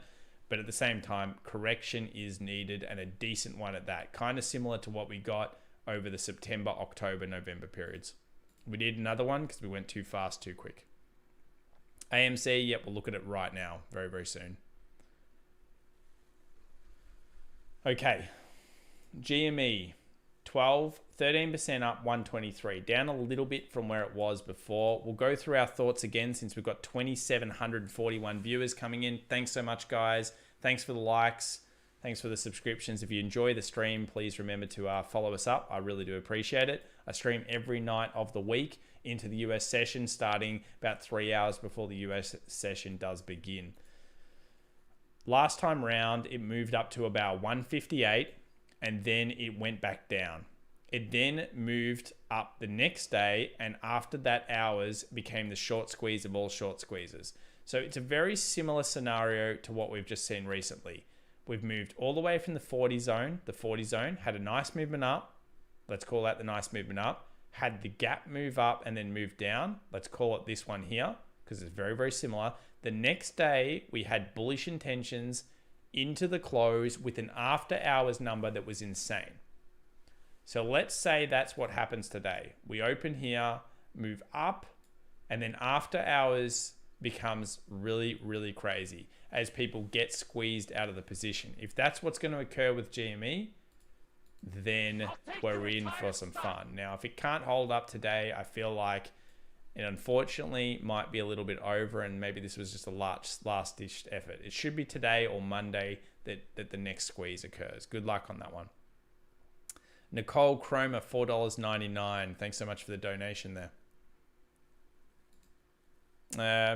Mountain Fortress says, bro, what should I short today at FX Evolution, Tesla or Amazon? Yeah, it's tough to short any market, man. Especially a market right on support. I don't think I'd do that. If it closes through support and you're comfortable with that, then Tesla is probably going to be one that moves faster than Amazon. Let's have a look at Amazon stock. Amazon stock coming to a 36.9. I tell you what, it will soon get into some value town, but there's no value town just yet on Amazon. It's been pretty boring for a long time too. July last year it hit these levels and it's been hovering since then after going from 1,700 all the way up to that 3,000. I remember as well, all the experts were like, yeah, 4,000, 4,400. Don't listen to those guys. Make your own decisions based on your knowledge in the markets. Zom going to the moon. AMC, same pattern as GME's, Nicole Cromer says. Yeah, it pretty much is, yeah. So AMC will follow GME's action, and then COS will also follow GME's action to a degree. We go through what's happening here. 1082, 829, bit of a movement down. Last time, pretty much AMC just went ballistic in the day. So it just went bang straight up. It was probably a bit of a surprise because a lot of these stocks did this. Remember, NOC, BlackBerry, and AMC all went ballistic quickly. And I think that's because the market wasn't expecting such heavy buy pressures across this, which just continued to knock out all those lines on the short squeeze. This time round, it's going to be different for AMC. It's going to follow GME's run. Resistance lines for this, if you're wondering where they are, I would have liked to have seen it hold above the 976. So we had the 976 as a critical point. Yesterday it bounced off that a few times before busting down through it. This area here is important from the resistance standpoint. If it keeps going up, $12 previous supports is going to act as resistance, and then 16. So I think 16 and $12 are both going to be very tough for AMC to get through. AMC not as shorted and higher float than GME, says Vab. Yes, it's not as shorted. So GME is the one with the biggest short interest on it. It's the one that really will push sentiment, but at the same time, AMC will move behind it. Just put my money on Sens, the one true supreme leader said. PLTR, a lot of people want to look at this one, probably because it's down pre-market. 23.39. The support here, or the lowest supports, are really these two levels. I would like to see it buy off this 23.17 kind of structure. That's where it previously bought off. If it keeps degrading here and making a series of lower highs, then it could go all the way under and suddenly start to move through. You're really betting then that someone like ARK will purchase up on it. They purchased right here last time, so maybe they add to their, if they've still got high conviction, they might add here, or they might add at $20 or something. But this support hopefully continues to hold. Good luck on PLTR. This is going to drop to 0, D. DeBol says. Which one, D. DeBol? Which one? Sean Coogan says, thanks for all the knowledge and sharing. No worries, Sean. Look, if anyone's wondering, I've done this for about 12 years since the GFC. So I've been doing it quiet for some time. If you do want to follow along, please consider subscribing. Aussie Craig says, he's probably saying, don't not hold it, it seems. Patriot Trader says, thoughts on Theta and T-Fuel, please. What was T-Fuel again? T-Fuel. This looks like a bit of a degrading one. It's got a big trend line through it, doesn't it? Yeah, that's interesting. No body closures once on the way down here. So you get a body close through this line.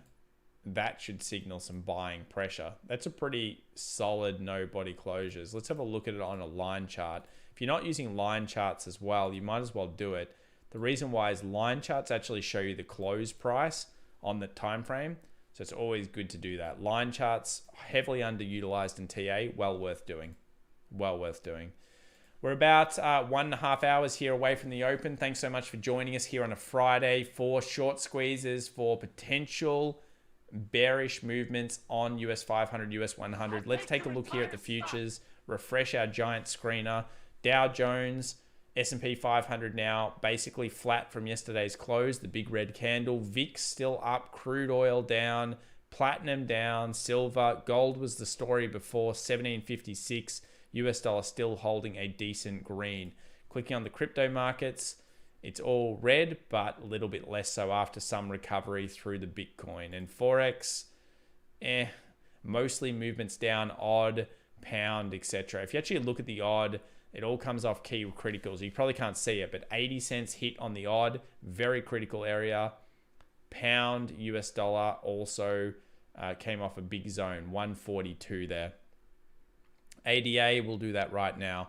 Sheriff Malek says $2. Is it good to park cash through a correction in TLT? TLT. Thanks for the donation there. Let's have a quick look. iShares are back. Yeah, these are fine. These types of things. So this is the damage that's going under treasury bond yields right now. This is what's causing the market to be in such a flurry.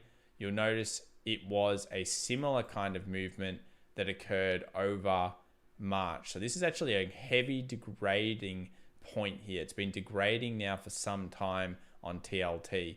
If you put money in this at this zone, you would think resistance supports are holding up. Bond markets tend to do this. Look how much money you actually lost here. That's a lot of percentage dollars. That's why the bond market's so hard to own sometimes. That's nastiness. So this is the 20-year treasury bond yield. Do you park money in it? It's possible. I'd probably just rather have money because they basically pay you nothing, but it is hitting a point of resistance and support right now. So hopefully that's the end of the degrading if that's one you want to go into. Look at that though. Horrible, horrible stuff. 170 down to a 140. Melissa, $5. Thanks so much, Melissa. I'm down a lot in Riot. Would you suggest adding shares to bring cost basis down? Do you see it going up soon? Riot's linked pretty much exclusively with, let me just quickly get this, with the price of Bitcoin. If you believe Bitcoin's going up, then you can add to Riot, but it is all about Bitcoin's price, Melissa.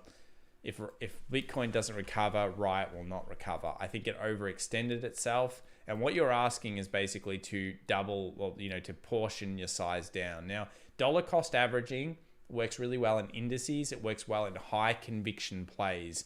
To get out of jail on a stock, it can work out, but it can also bankrupt you.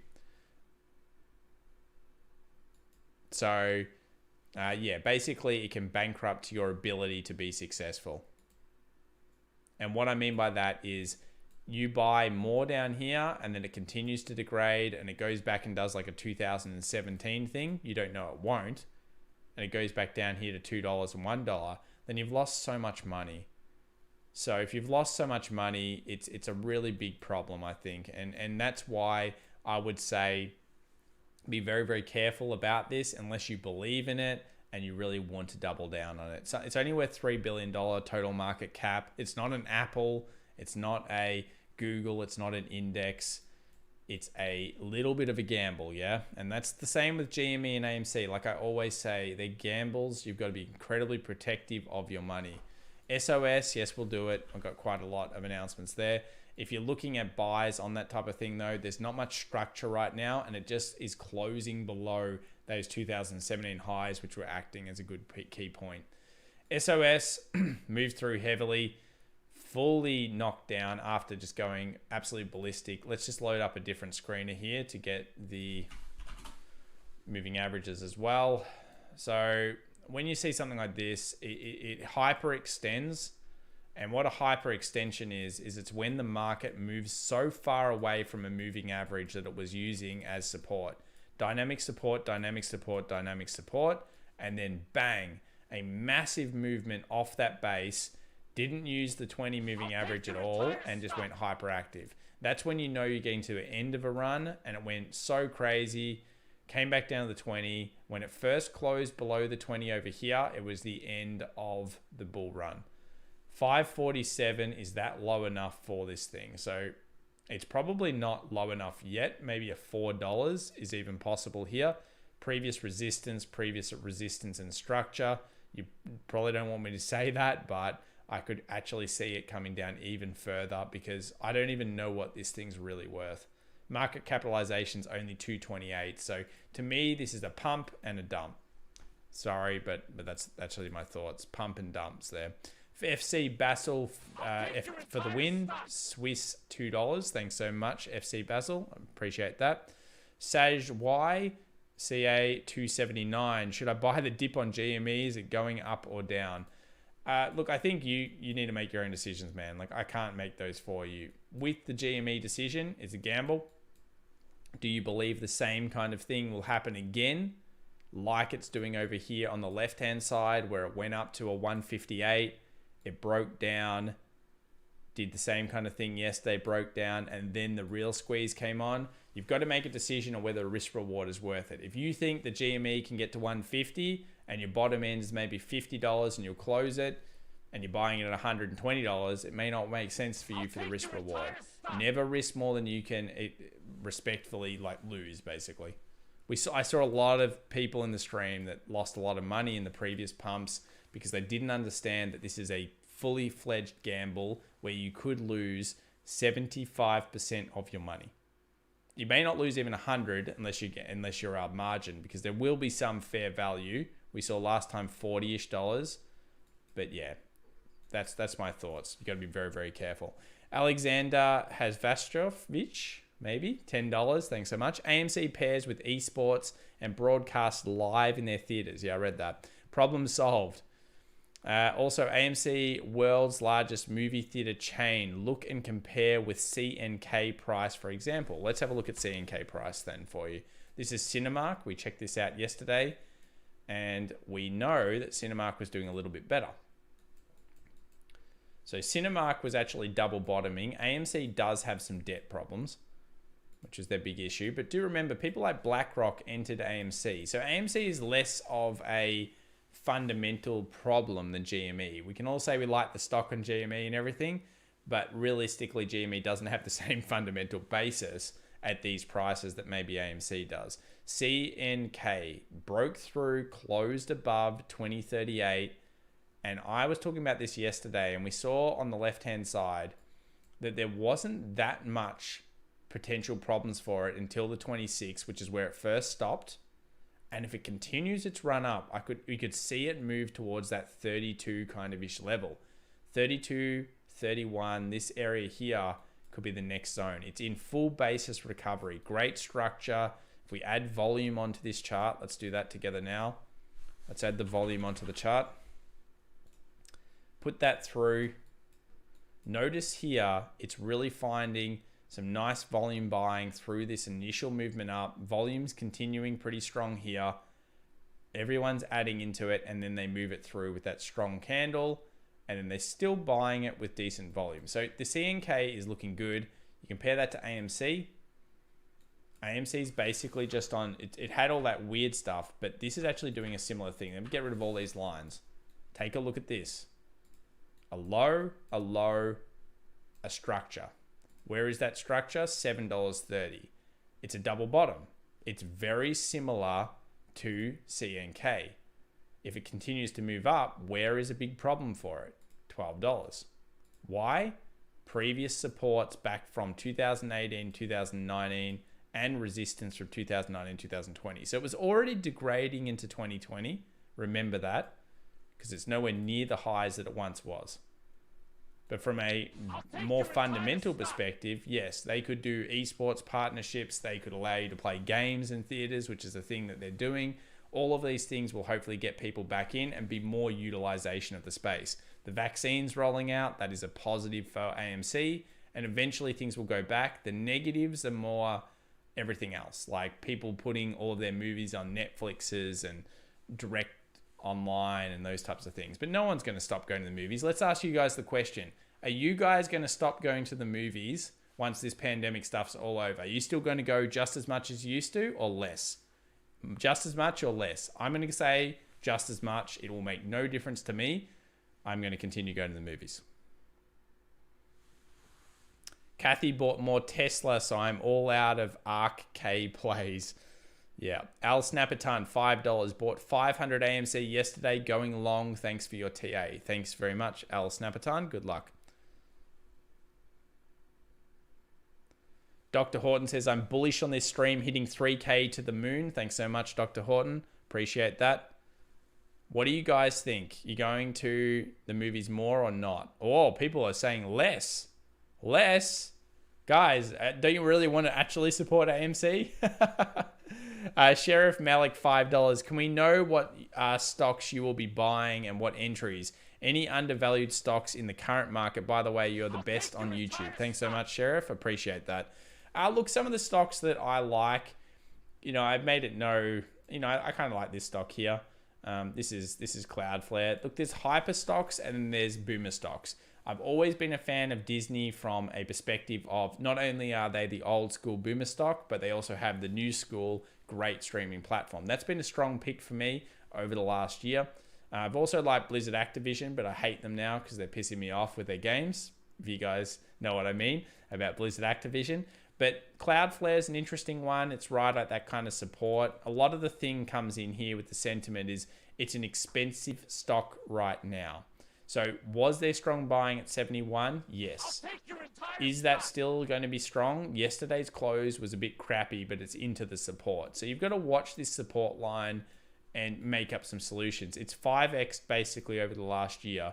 So for the buying levels, you've got like $60 previous resistance becoming support. That's a good technical zone of support and resistance. The 71's a great technical support and resistance zone. I like that. CRM, I also quite like. I think it's a very strong company moving forward. It's more of a slowly does it kind of growth curve.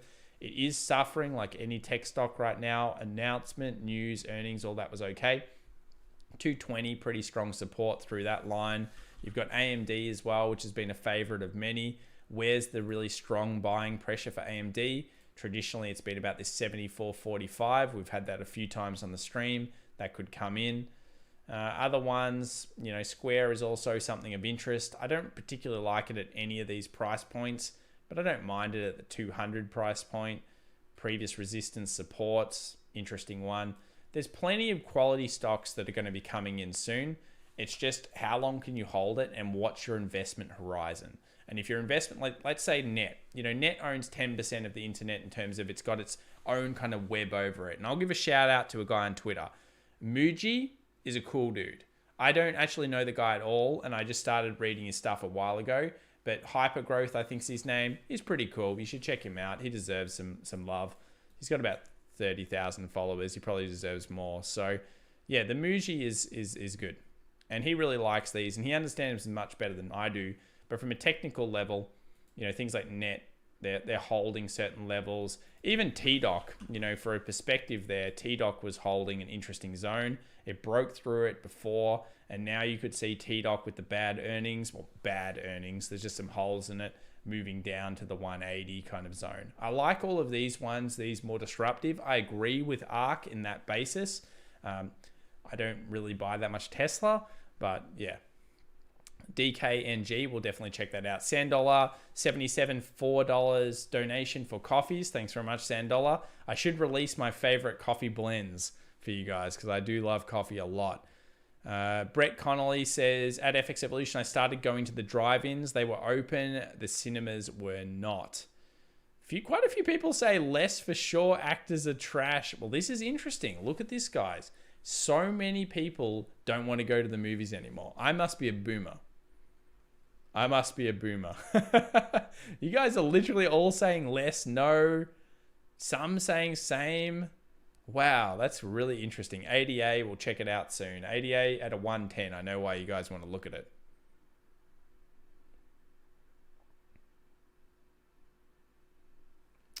The chart on GME looks exactly the same as January. That's crazy, Gamo says. It looks incredibly similar, doesn't it, Gamo? It does. If we can keep getting some likes on this stream, by the way, we might be able to hit 3,000. That would be so huge. I'd have a celebration for sure.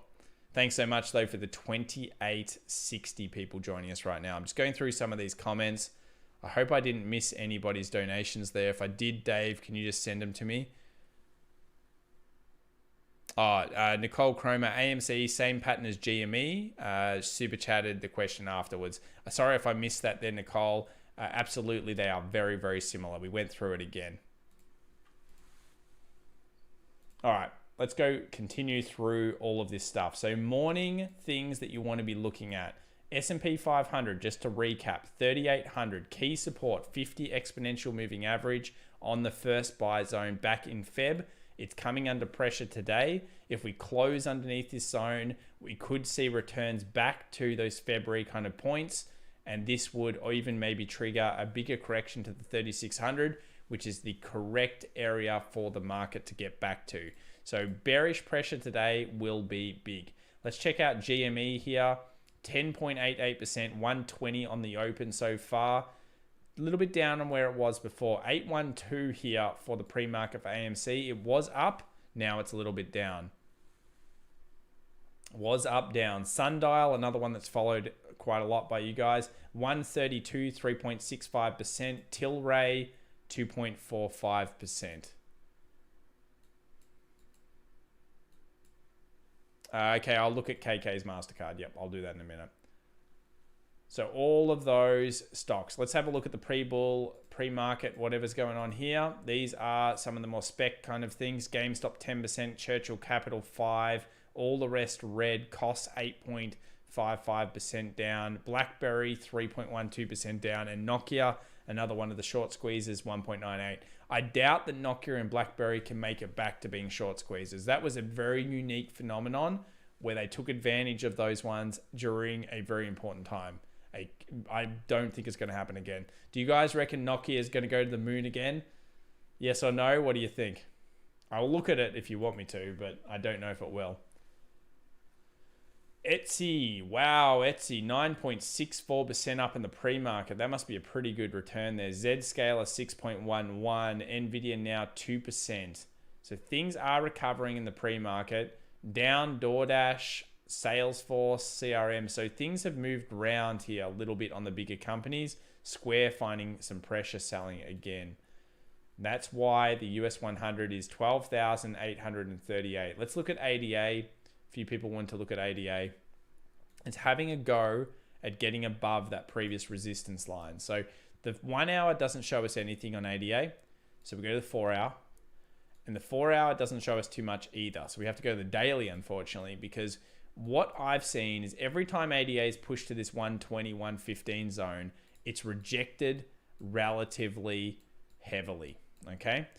It's rejected relatively heavily. And then that's caused a big problem with basically it getting any higher. We get a closure point above these wicks or around these wicks. So let's say we get through all these bodies, we get some closure on a daily.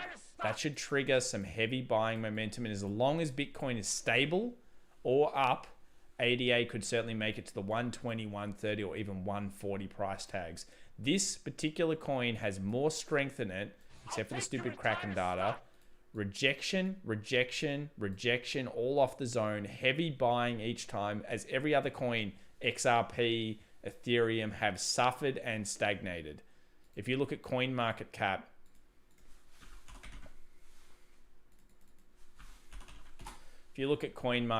and you think about all these coins here, Ethereum 1468, not that good. Binance Coin, pretty good, 224. Cardano 110, amazing. Even Polkadot isn't holding up well. That was sitting at what, a $40.30 now. It's the only one that's holding sentiment, and you can see it here. All these other ones, 7-day reds. Uniswap also doing okay. So Cardano is certainly the pick of the coins right now. A few donations coming in. We'll do BNB, don't worry. Can you, Peculiar Glow, $2. Can you look at ZM? We certainly will. Talan, 65, $5. Why is AAPL crapping the bed? Not enough chips. That is part of the problem there for AAPL. Also a very high valuation. People like Buffett dumping it as well, whether you like to admit it or not. Buffett and Vanguard, I think it was, dumping their positions, or at least trimming their positions, is negative on a stock. He tends never to really dump positions, but I think it's more this giant trend line. This showed us the market was getting weaker because Apple's about 11% of the Nasdaq. The valuation is too high. The earnings per share is too high. The valuation is just way too much on this one. The trend line was broken. That caused sell-off. And if Apple continues to weaken, 120 was an interesting area of buy, but Apple could quite easily get back to the 110 or 100-ish zone. And I think there it stabilizes heavily. Maybe 120 is the first level if we find buying pressure today. But Apple's just basically crapping it because of chips, because also they just went up way too hard. Think about where it was before the crisis. It was already a hot stock, $81, and you took the biggest company in the world and basically doubled it. 1 trillion to 2 trillion. It's just too much. Peculiar Glow wants us to have a look at Zoom. Let's do that now. and we'll keep going back over. We're about 1 hour away from the market open, and we're about to hit 3,000. Wow, guys. Thanks so much for the likes and subscriptions. This is awesome. About to hit 3,000 3,000 viewers. That's just absolutely amazing. ZM, this is Zoom. Zoom fundamentally, a lot of people are still very bullish on this. Technically speaking, we got lower previously in January, and we're moving back down. We're at 362 pre-market 0.51. Let's draw a line through the previous low here. Okay. Let's also consider where it just closed and started bouncing off. All right. So previous support buying makes sense. If we clear underneath this zone today and the market does decline, where do we go? Back here, and then we should find our bottom. This will also time well with things like the S&P 500 hitting certain supports, the Nasdaq hitting certain supports. So if Zoom does find further weakness, it's really not going to be that much lower, probably about $30, and then it should hopefully hover around this area. I think a lot of this is the explosive growth in Zoom, which back in 19 was worth 66, and of course at the start of the pandemic area was about 116. So it was just too much hyper extension. A lot of funds bought it here as well, and then it moved down, and I think it's hard to value it correctly. I tried valuing it, I couldn't work it out. So when I was valuing this stock, I found it very difficult fundamentally to work it out. 332 and 362 are the big support levels for this one. Hopefully that does hold for you. FC Basel for the win, CHF $5. According to Fintel, 170 MEO shares of AMC are shorted. That's 86% of the float, 136 MEO. Thanks so much for that donation and information there, FC Basel. So according to this, AMC are shorted by about 86% of the float. If everyone else can confirm that, that would be interesting for everyone to know today. K2 podcast, I did not see the jump on PAND. I can't believe you missed that train. Yeah, oh well, it happens. Chase LeBlanc, $4.99. CCIV, please. I hear it's the next Reddit play. Well, we'll take a look at it again. Talan, 65, $5. Message retracted. Not sure what you said there, Talan, but thank you very much for the donation. Let me have a look here back at CCIV. Pre-market, we have 38.29 US 500, US 100, 12.872. And I think it's time for us to get a little bit powerful. Let's see if we can get this movement in the market up. See if we can get good feelings from the day. And before I go answer all of the other ones, we'll play our intro. We'll play a little bit of hype. A lot of you guys, probably the first time you've ever seen this one. We do this sometimes. Let me just quickly set it up. Because you know what? I need power because it's about 12:30 in the morning and we've been streaming late all this week. Let's do it. All right, I'm ready, guys. Then we'll look at CCIV, no worries.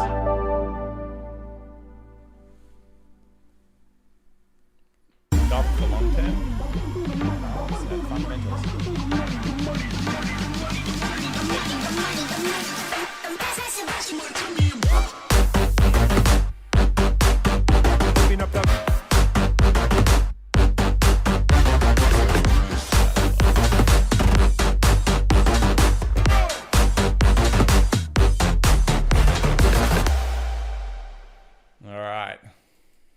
Getting me, I think I'm being rejuvenated. Okay, CCIV, let's look at it now. CCIV, let's look at it now. We'll move back over. If you guys enjoy that intro, you got to give me a subscription, yeah. You got to give me a subscription for that one. CCIV, so supposedly this is the next Reddit play, someone said. 29.88 here, 7.44% up. I'm surprised people are having another go at this one. So actual market capitalization, 7.19 billion. It does have a lot of people interested in it. This was, of course, the rumor and then the fact selling. It is a pretty nice value and support, so I can see why they're picking it up off here. 27, 26, all of this zone, 50 exponential moving average. There's a lot of problems in its way. let's think about, oh, don't worry, you'll get it again, but you'll get it a little bit later, hey?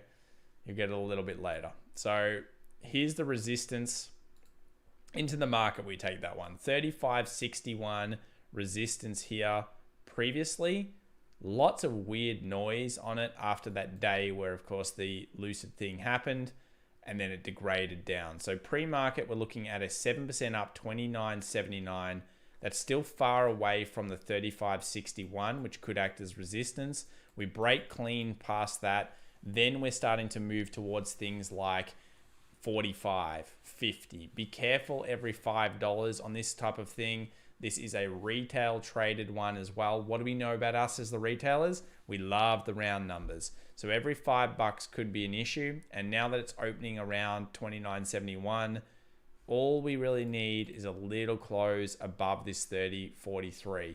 That will take out this wick. That's a bearish looking candle. You take out that with a bullish looking candle. You break the sentiment of the initial 1, 2, 3, 4, 5 down candles, and you start to move up to the 35.61. There'll probably be some resistance, and then hopefully to the next levels. I'm not sure about this one myself, but yeah, that's just the TA on it, isn't it? Tink Fung International, $4.99. Thanks so much. What is the price that the SP 500 needs to break through to really break down? Thanks for all you do. You are phenomenal. Well, thanks very much, Tink. 3,800, it needs to close underneath there. Right now it is rallying. It's rallying within the zone of the Asian and European sessions. See here, the structure. This is the structure we'll go into the pre-market with. Wonder if it sells off this little resistance when it's about to hit it in a few seconds. This could be a second fleecing of retail where they've basically scared everyone again. The other day, I thought there was some pretty decent stock buying to be had. The question is, in hyper growth stocks, the question is, if we break lower, where do we go? So I'm looking for a close under here. I would like a daily close ideally. But if you're trading through the session, you could always look for significant closes underneath this zone. And then that will trigger to a 3,700. Just because it's one of those things that I think a lot of traders don't know. And a lot of investors don't know. The reason why TA works quite well sometimes is that you get zones where you call it participation phases. So you get that early, like I could sell here and say, yeah, I sold and I got it right and the market went down. Sure, but when you get involved in the candle after this, even the Wolf of Wall Street says the same thing. He gets into what's called the participation phase, and that participation phase continues down into the next level of support resistance. It gravitates towards that zone. So I like it underneath 3,800. I'll make a video about it on the weekend, on Sunday, my time, Saturday, most of your guys' time in the US, and we'll be talking about the close for today. Options, all of these types of things expiring. So this could have been just a shakeout again of a whole bunch of buy calls. They may have forgotten. They went, oh, yeah, wait a second. We pushed it up too far. Now we've got to quickly crap it down after getting more buy calls here. A lot of candles recently, like these ones, have looked like purchases from new retail traders coming in, and then they're shorting all of those off to really take the cheese away from us, the retail herd. $10 donation coming in here from Dave N. Thanks so much, Dave. Truly value your knowledge. Great job keeping everyone informed. Down 17% on PLTR. Is it time to add or wait? Well, from the TA we did there, Dave, it is a very interesting zone from PLTR. Now, if you're somebody that has a strong conviction in a stock like PLTR, we are at a supportish kind of level, aren't we? We're at a level where we've had monster amounts of support before during that initial November run up, December period, early 2021, and we're about there right now. So if your conviction's strong and you're looking at a better price, you would say the support is at this area. If your conviction's weaker and you go, oh, okay, well, you know, I can wait and I don't mind not having it, then you can wait for it even to go lower. But there's basically no structure over here on the left. So if it gets through this area, you have actually no idea other than basic psychology where it's going to go. Maybe a 20, maybe a 15, just because it's basic psychology. There's no structure at all on the left-hand side. This is the end for it on PLTR. So good luck with that, but yeah, the support I'm seeing is right around that 22.60, and it looks like we're going to open pretty close. 23.67 on the open. Tesla back up. Let's have a look at Tesla. Yep, 683 on the pre-open. This is due to US 100 actually coming up 120 points during this session. In fact, it's about 140 points during the session. The first hour is the retail hour. That's when all of us trade, the retail community. Never get too excited about Tesla in the first hour. But yes, sometimes it gets sold off like it did the other day and then becomes great opportunities there. Tesla, incredibly hard chart to read. We could read it up at this zone because the structure was there and it broke through. We could read it to 700 and 650, but when it did this crazy stuff and all of them got involved, ARK purchased, everyone got crazy, it became very hard to read. Dropbox, that's an interesting one.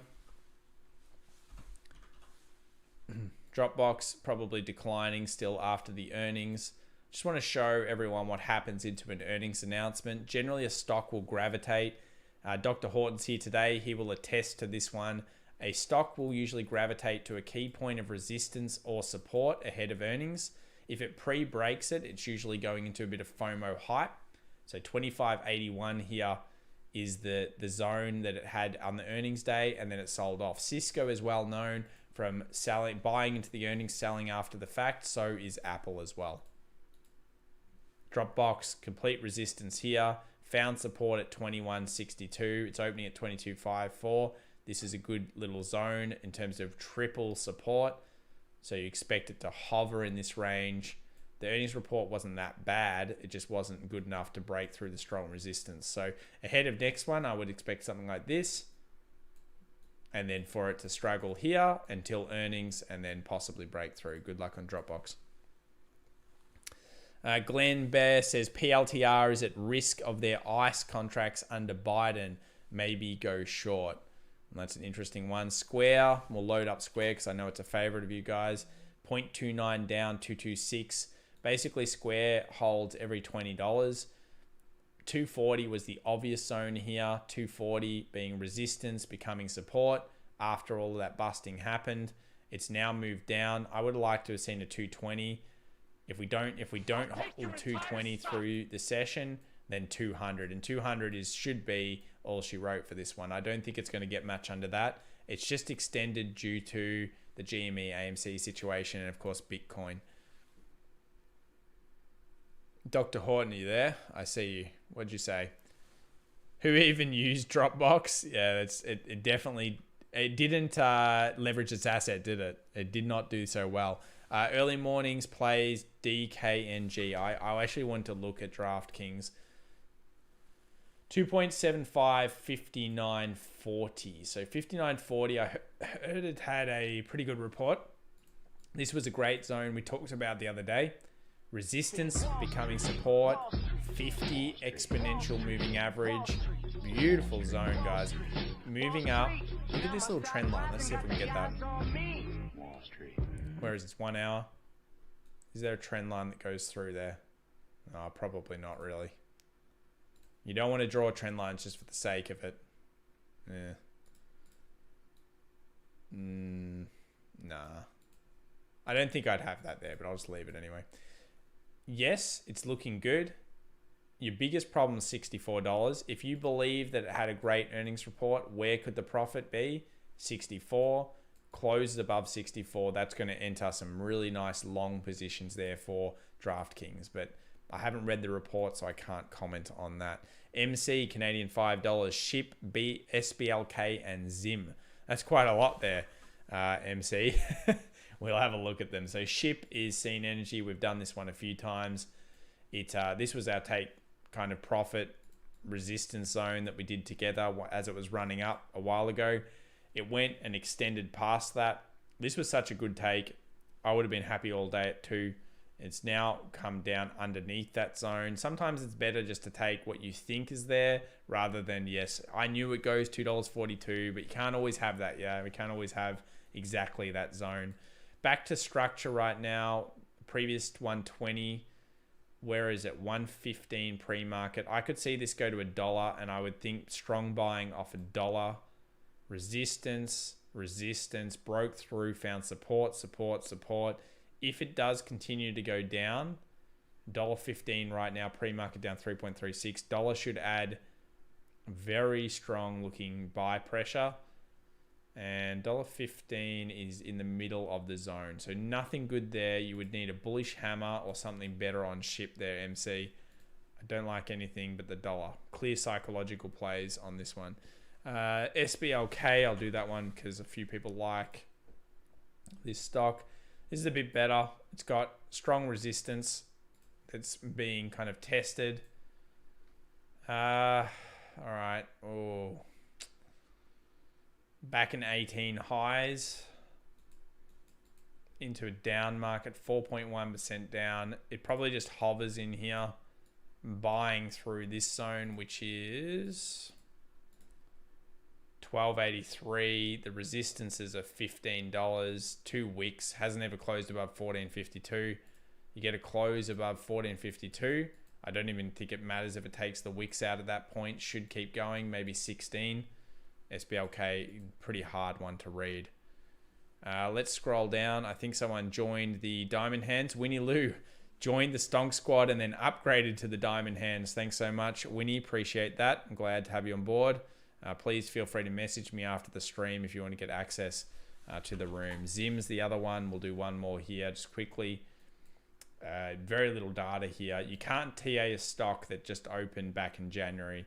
It's just impossible. 1727. I don't even know what's going on there. It's moving down after its large move. Market capitalization is 2.26 billion. 1 hour doesn't tell us anything. I mean, you just want it to hold here because that was previous buying pressure, so it must hold. But so little data. Get above 2053, possibly move back to the 22. It's a lot. It's just too little data, man. Let's have a look around the markets now. Bitcoin coming back down again, possibly putting pressure on the 45. My thoughts are that if we do go through this level for Bitcoin, as it is showing uncharacteristic weakness, I think we could go to the 42, but I'm thinking more the 40,000. And the reason why is because it's right on 30%. So you look here, it's around that 30, 31%. A standard pullback or a very heavy pullback during a normal cycle in Bitcoin, guys, is down to around 30-ish%. So I don't really want it down here, believe me, but at the same time, it's possible if it does get through this support. We'll continue to watch this throughout the session. Bitcoin is declining. US market, on the other hand, is bulling into straight the resistance. Let's watch this together right now. 5-minute chart. We'll scroll down. Then we'll check out AMC pre-market data and GME as well.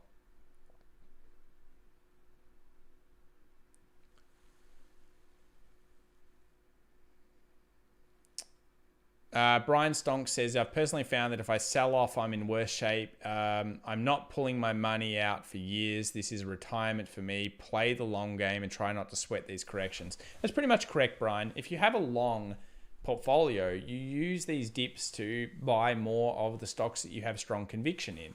You don't need to sell them. I mean, sometimes they'll go down 30%. Look, there were banks in Australia that were jumping from $28 down to $14. And now they're back to $26. So they've made a miraculous recovery. Mountain Fortress says BTC is over. It's going to full retraction. Pros could be covering shorts. A few people saying the chart on GME looks exactly the same like in January. That's crazy, Gamo says. It's pretty similar, yes. A few people saying that. Here's the resistance just being met here on the market futures. You can see a little bit of selling from the little dirty rat scalpers. They're there trying to sell it off a little bit. Interesting zone. US 100 coming back to a 12,957 here. So that's actually a pretty decent recovery in the pre-market. This is showing strength for now in the Nasdaq. That's pushing Tesla to a 2% pre-market up. It's going to probably touch $700. Surprising. It was 3% down on the market open. GME now 121 pre-market. These charts look kind of similar. I agree with you on that. AMC 1.33 down. Let's load up Webull here. What is the pre-market doing? Which stocks are moving well? Looks like Etsy was moving well, 10.53%. Zscaler 7%. Caravana 4.3 on the downside. DoorDash 9.71. Beijing 5.98. Workday. What else? Okay, some of the other ones aren't here anymore. Salesforce 1.68. Disney down only a little bit to the 190. So Square was down about 2% before, now only down 0.27%. Oops, we forget to check the specs, the gamblery things. 11.56, as we said, 121 for GME. CCIV continues its strength here. A few people have been saying that, 29.99. Ocugen now up. Palantir actually up, was down before. So people are buying Palantir into the futures. It is around that right level of support where ARK bought it the other day. Dr. Horton says, rather see a down open, safer to know it should go up for the day.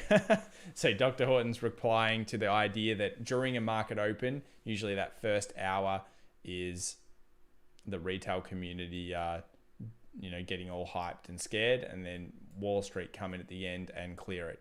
Let's just have a look at this chart to show you what we mean by that. So yesterday, what happened?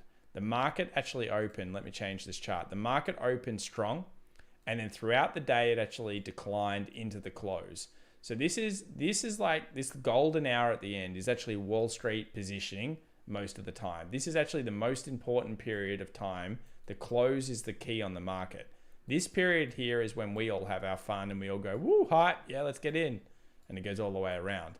So never really get caught too much up in the first hour. Sometimes there's opportunity if it dumps and flash crashes to scare retail community like it did the other day.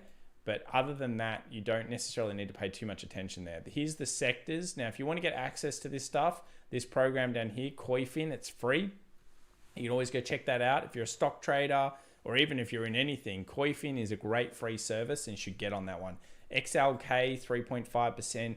XLY, consumer, discretionary, 3.72%. So you can see they're the sectors that are getting hit the most. And the rest were kind of all the middle of the pack.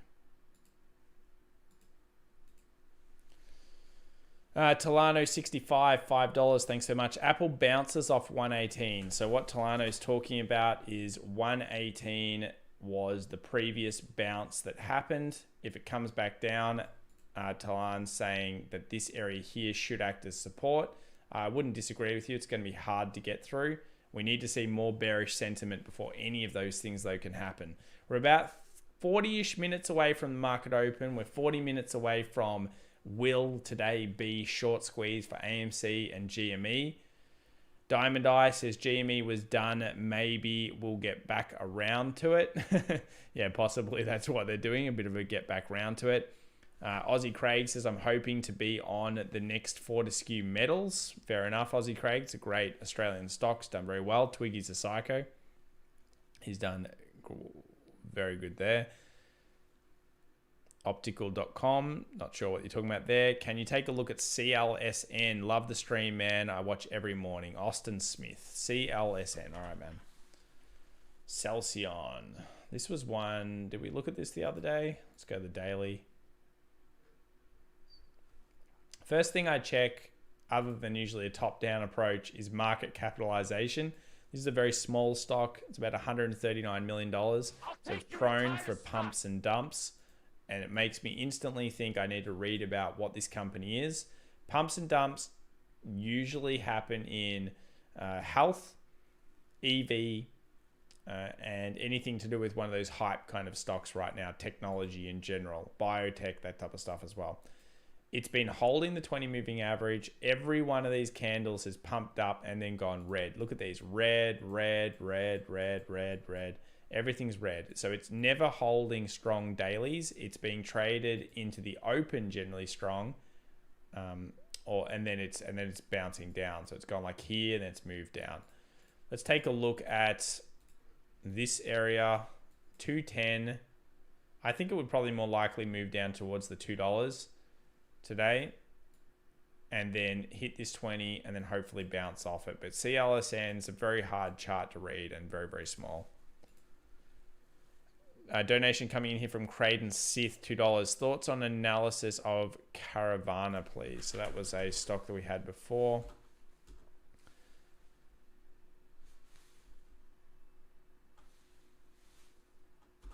What's the code on this one? Anyone know the code on this one? Why did I not see it?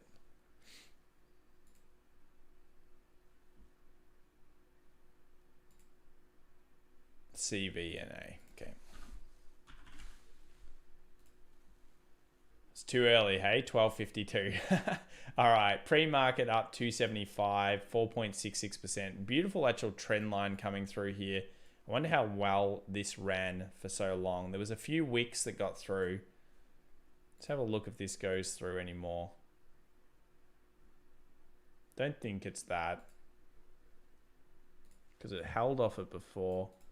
Either way, there's a trend line and a strong buying pressure that came through. So each time it's come down, it's bounced. The negative sentiment on it yesterday certainly got it back down into the trend line. This is a good earnings report, obviously, 275.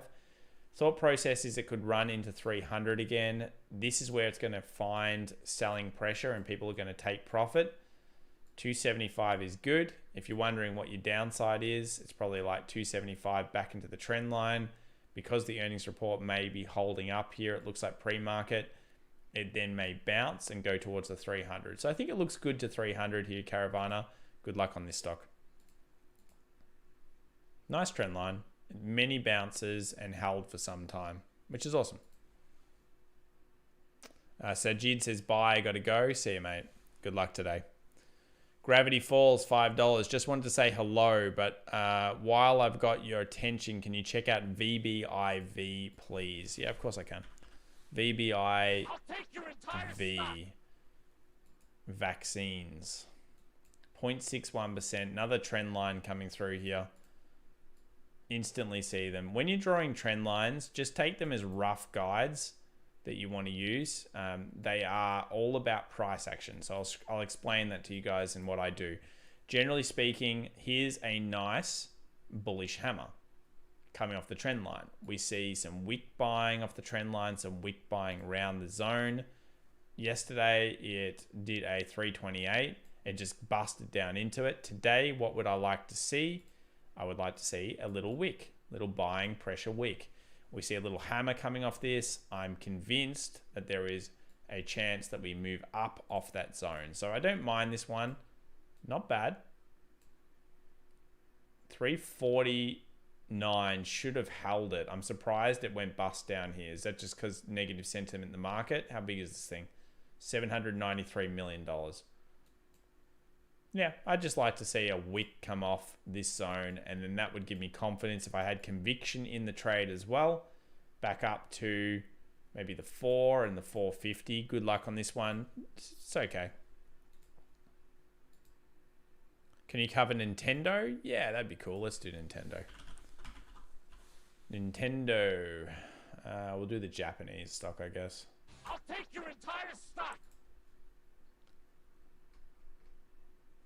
And then we'll go back to GME AMC as we're only about 35 minutes off the market open. Not long now, guys. Thanks so much to the 2,469 people that are joining us.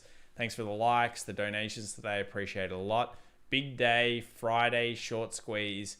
What's in store? We'll continue to watch throughout the session. Let's go to the trend line now for this one. Is there a trend line? Yeah, nah. We'll go with no, because there's just absolutely nothing we can draw. Weekly, to put it in perspective of how big this run has been. This was when they were selling Wii's like hotcakes. So back in 07, this stock became hyper extended. The one thing about Japanese stocks is when they run super, super hard. And you'll notice it went 50, then went all the way back down to $29, even after they had the switch and everything was looking better. And then it went back up. So we're at an extended period. It's got a great IP. This was the back in the 07 highs, and we're back at that point again. What's been happening throughout this last run?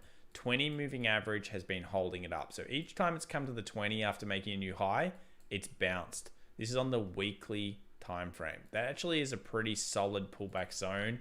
It pulled back in November, it pulled back in January, and now because of the weakness in the market, it's pulling back again. I could see it push off this zone if it continues its weakness. It's going to struggle around here for some time, and that's just because that's 2007 highs will always haunt this stock around that WU period. Oh, sorry, not WU period. It was the Wii. The Wii U was a disaster. It was a disaster. So 7,000, just about reached it, sold off. I would think it's going to coil and hover in this place for some time ahead of earnings and then break through. I don't think there's a strong instant return here that's going to be better than maybe 5-10%. If that's all you want, sure. But if you're looking for hyper extended movement, it would need a really good return. And that probably requires Nintendo to come out with another product. Donation coming in here from New Beginnings Homestead, $4.99. Thanks, New Beginnings. Can you check out UDHI buying today? All right, let's check it out. NNDM. We'll see if we can see that ready DNA. 0.13390. New high, 7.12%. Go to the weekly. All right.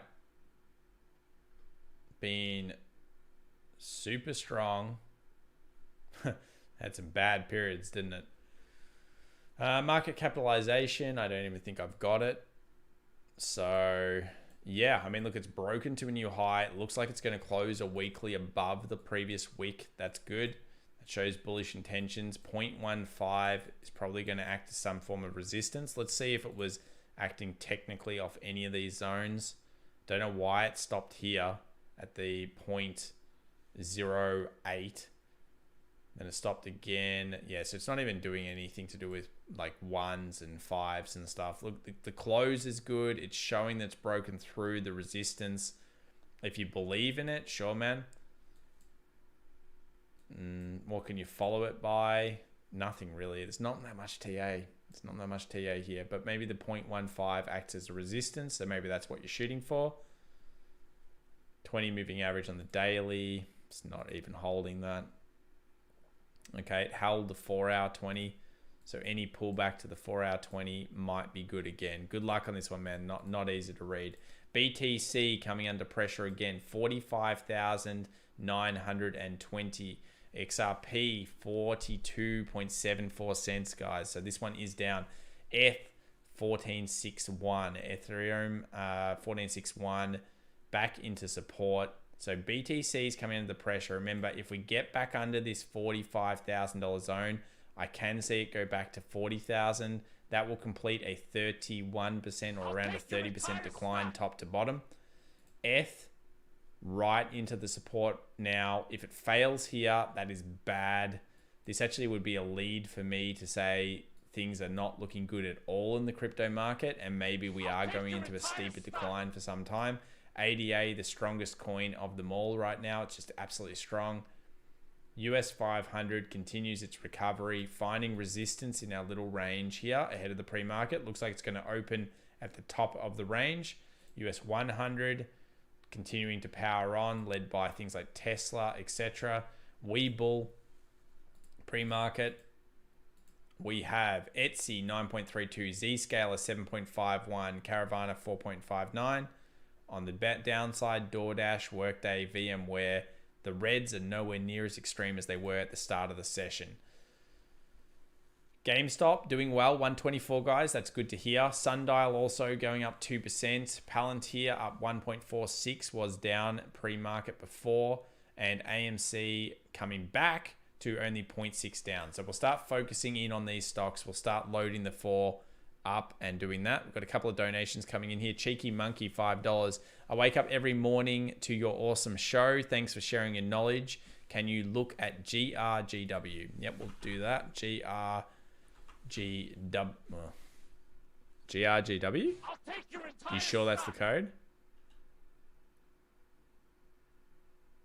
I'm either reading it wrong, but I don't think so. Can you possibly send that? I'll get one of the mods to let me know which one it is. Oh, Tolan65, I must have missed this donation. Sorry if you're still here, Tolan. Why don't you use RSI? I do use RSI. It just gives a lot of false readings. I use it in very specific areas. So I use it in very specific areas. Basically, I don't have this like strong level of RSI where I think it's always good. It's just good sometimes. So I have done it in the past, and I will use RSI again. It is a good indicator, and it has a time and a place. I'll need this one from the mods. Creighton Sith, $2. Explain the difference between trend line and support. Sure, man. Let's do that. What will I use? Apple. Okay. So a trend line is basically a dynamic level which you continuously push out. So this level of support is effectively moving with the market. You're pushing it out. So it's a dynamic level of support. It continuously, infinitesimally moves up. The idea behind it is that the market will come back. It'll do that 2 steps forward, 1 step back concept where it continuously finds a level of buying demand or pressure at these levels. Now, with a horizontal support like this point here, it's a static level. Basically, it's always just going to hold at that zone. It's usually going to be stronger around a psychological point or something like that. The idea of a trend line is that you want to draw it when you don't have to. Like some people, they go crazy. You've probably seen these charts before. They draw like here. They say, I found a trend line. And then they're like, yeah, I found another trend line. And they look impressive and everyone thinks, oh, what a genius. Trade that. Good luck. It's incredibly subjective. With TA, you want to trade the subjectivity out of it.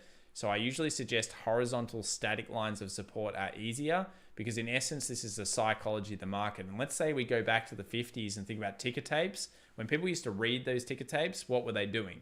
They were effectively reading the psychology of the market each way. They were testing volume. They were testing areas. They were putting big orders in on certain areas and pressing it round. So yeah, I do tend to like trend lines less than static support and resistances, but support is just a level of demand, a level of buying pressure, and the trend line is the dynamic component. Hopefully that makes some sense there.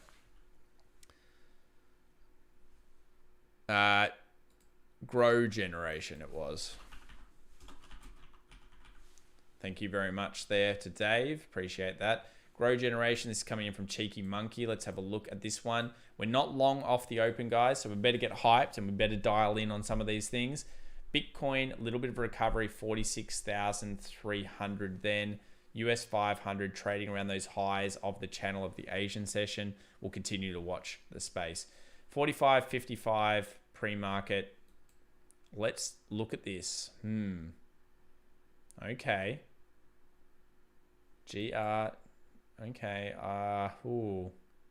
Well, it bounced off here.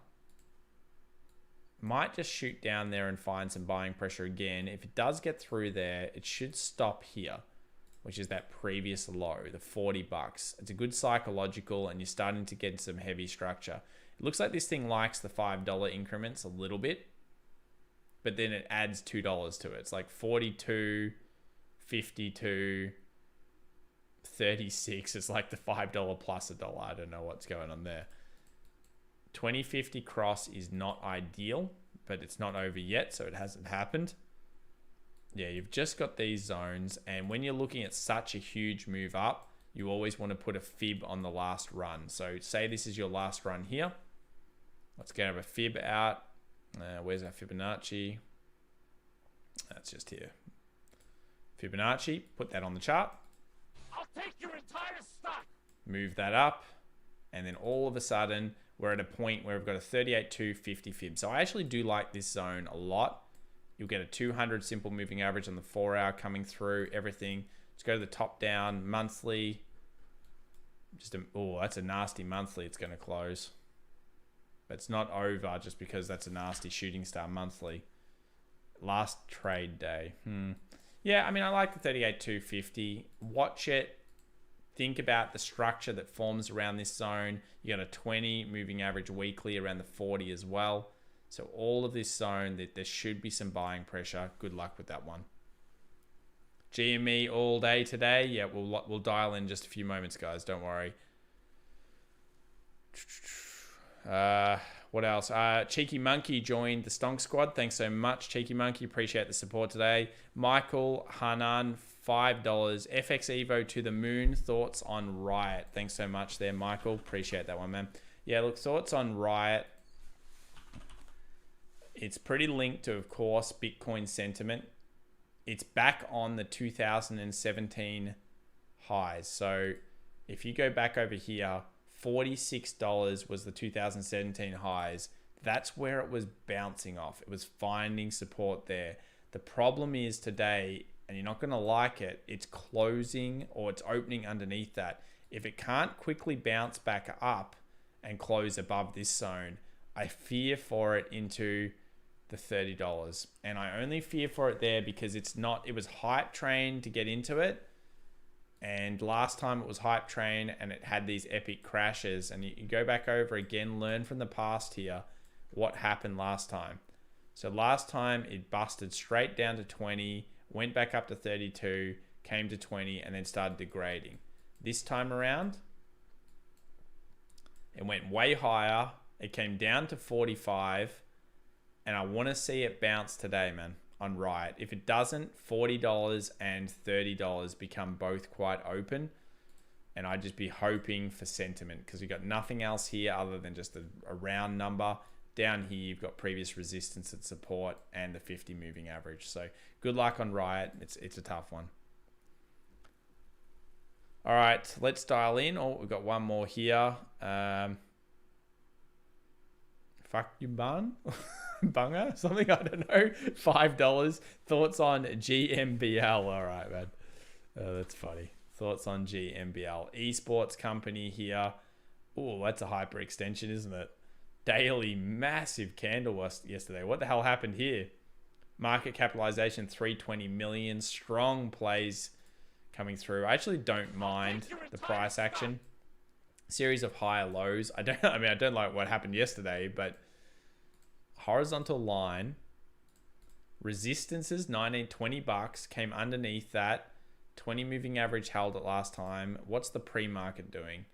Pre-market 1850 down 1.2. So, okay, it could come back to this zone, maybe buy pressure off here. Hopefully it continues to form higher lows, puts pressure back on the 20, and any close, you want to close 4 hour or daily above this area here, should signal nice buying momentum, nice hype squad into this one.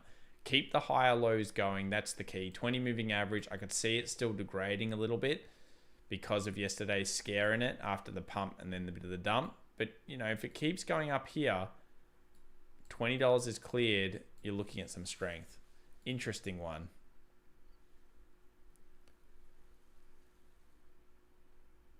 FN, though, says, some say this dump is due to the expiration of future contracts. What's your opinion on that FX evolution? I would say it's incredibly likely. And that's why you might see a green day today. The amount of futures contracts expiring with new retail traders in it would be extreme.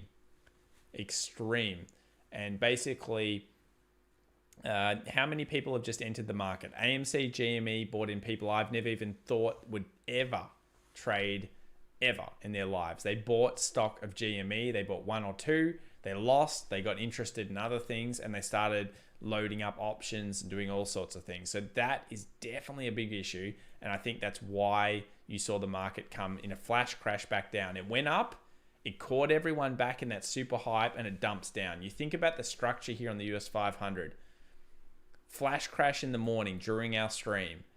Huge barganos based on the last couple of weeks. Quickly bought back up. Everyone goes, oh, yes, awesome. People that missed out on the flash crash, they get in here and they go, oh, you know, FOMO, got to get in.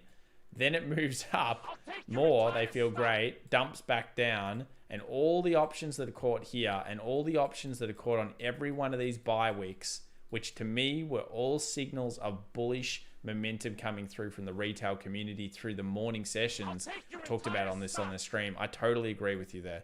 Totally agree with you.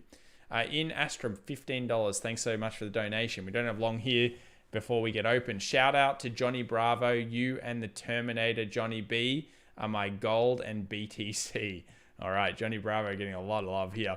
Could you guys tell us about Palantir again? Trying to get my SO to sell it. Okay. So Palantir, you're thinking about selling it. I'm surprised at this price.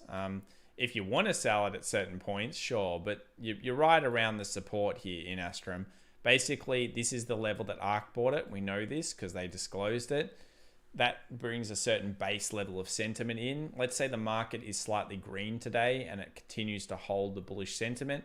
Down here, 23.96 is about as low as hopefully it does get. Then after that point, it moves up and finds some bullish pressure. Now, where's the sell points? Yeah, there's sell points around 30 for sure. Just underneath that zone at 30, you had previous resistance. But where it is right now is at a level of technical support. You also have a huge amount of hype train from retail traders. You bring any sentiment back, they'll get back on this type of train, especially followed by ARK. So I'm not sure if it's the right time. If it closed underneath this area and you get a bearish close underneath here, maybe then you can make the decision. But you're only talking about 50 cents to $1 off that zone potentially. So good luck in Astrum. Technically an interesting area. A few other donations coming in here. Jacob at Mike's CZK $50. Thanks so much there, Jacob. Appreciate the donation. Marcus Noguera says $5. Hey man, thanks for your support during this difficult time. No worries, Marcus. Good luck, and I hope you get back if you've had some problems in the markets. Let's now break over to our 4-screener. We need to get ready for our AMC GME efforts. We will load GME up here. We've got the 119 on the pre-market, so it's come down a little bit. We're sitting about 126 before. There's a few other stocks I think some people want me to look for, but I need to get this ready. AMC 822.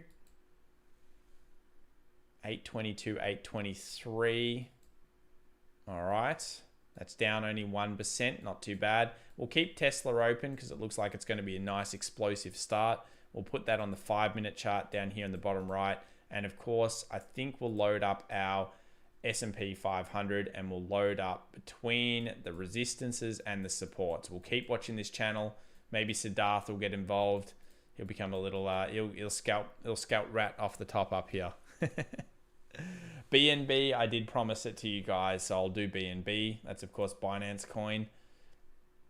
What is this? Oh, this is gold. Yeah, gold is bad right now. Daily close underneath this zone is going to be quite negative. Dollar index is struggling here in the pre-market. See the dollar index coming back a little bit. I don't know why that's there.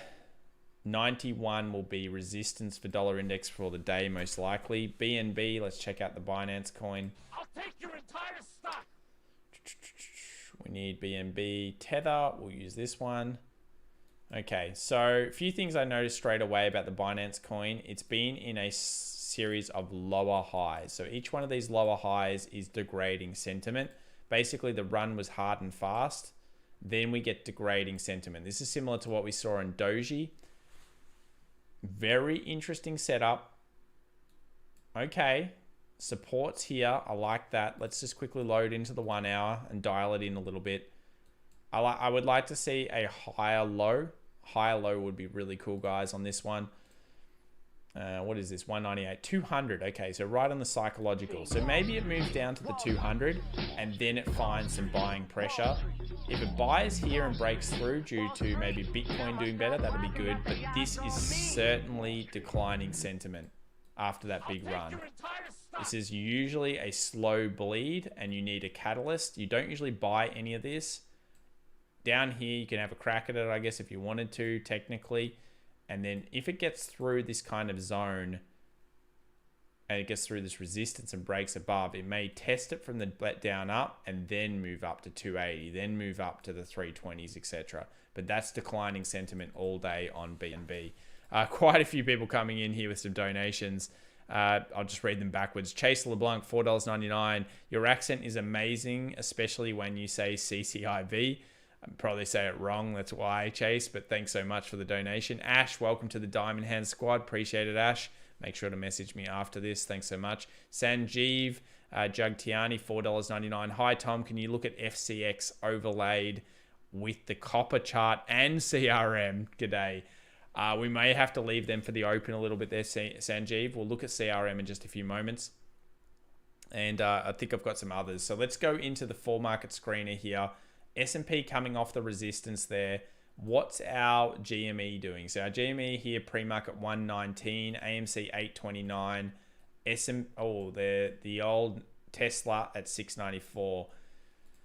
Stocks, Tilray now up 3%. That's kind of annoying to me, actually. I was hoping it was going to go down about 4%. So at the start of the mention of this stream, we talked about weed stocks having like that they were the second hype train. They've come off quite a lot. Tilray back into the 24s. Afria also weak. These usually run together. Sundial, the meme of these stocks, believe me. Churchill Capital is having that run on it. I don't know who said that before, but whoever did say it was technically correct. The pre-market is strong here for Churchill Capital. I think it was about 6%, and they were saying, that's one that's getting hype. Usually if you want to see hype, guys, and you're new to this and you haven't used stock tweets, it's a good way of checking the market, and we are very close to the market open, and you can look at rankings, and these are all the most popular stocks for the day. So notice here, trending stocks CCIV up. You can actually go to most active, and you can look through the CCIV chat logs, and you can see the messaging volume up or down, etc. This is a very handy check for me. So in the morning when I'm getting, or in the afternoon when I'm getting ready for you guys, I check this and I know what you're going to ask me about. I'm surprised no one asked me about Beyond Meat. I'm really surprised. But yeah, all of these ones, Stock Twits, great website. Oops. It's excellent. Let me just quickly load up that. That was a stupid Windows problem. There we go. So GME 119 was about 126, AMC 822, market degrading a little bit here into the open off that resistance line that we had in the structure from the Asian to the European session. Let's have a look at CRM, then we'll play and we'll get ready for the open. CRM Salesforce, this was a request. I like this company, good earnings I thought. It's right around previous resistances and supports, sitting around this 229.20. Low here could be 220, and then I would find it hard pressed to think CRM is going under the 220. It's going to hit a significant 200 simple moving average there. There's no real need for it to be under this zone. It's a quality company with great earnings. It's really good. Again, thanks so much for everyone joining us today. Guys, let's give some predictions. Today, GME and AMC, up or down? Let us know right now. Kevin says, play the intro. ADE has a utility. I agree. I like ADA as a coin quite a lot. Bitcoin recovering 46,355. GME, is it going to be up or down? What do you guys think? Clifton74 says, great channel. Second day watching. Very professional. Thanks. I hope I'm doing all right for you guys. I've been doing it for 12 years, but today is certainly a very interesting one. As in, we just have so many people donating and it's hard to keep up. Let's go through here. All the pre-markets coming through. Let's get the hype squad ready in terms of just the market open. We'll move over to our screener. Let's do that now. All right, you guys ready? Let's do it. Let down a little bit. Okay, here they come. Down, up. We're selling tech stocks and buying GME. Gorillas from J-Rock coming through. PLTR is on my buy list. There you go. So it's right around that zone. Up, GME is dead. Get out, says Reed. Let's see. Enjoy the tendies.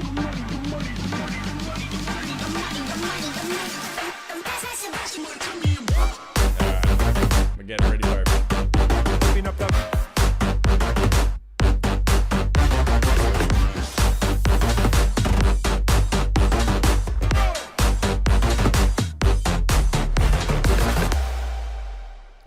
I'm ready. We're 9 minutes away from seeing the fate of GME and AMC for today, as well as the stock market. Now, that was a good one. How many times will GME go into a hole? That's the real question. Yesterday, I saw 5 in the first hour.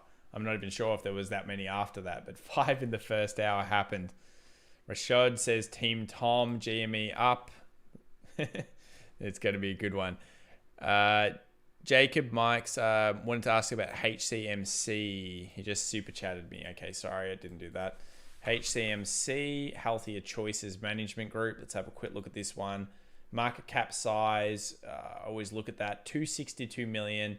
Came off a really small base around the time things got hyped. Oh, it looks pretty degrady here. Let's go to the smaller time frame. I'm going to have to go hour.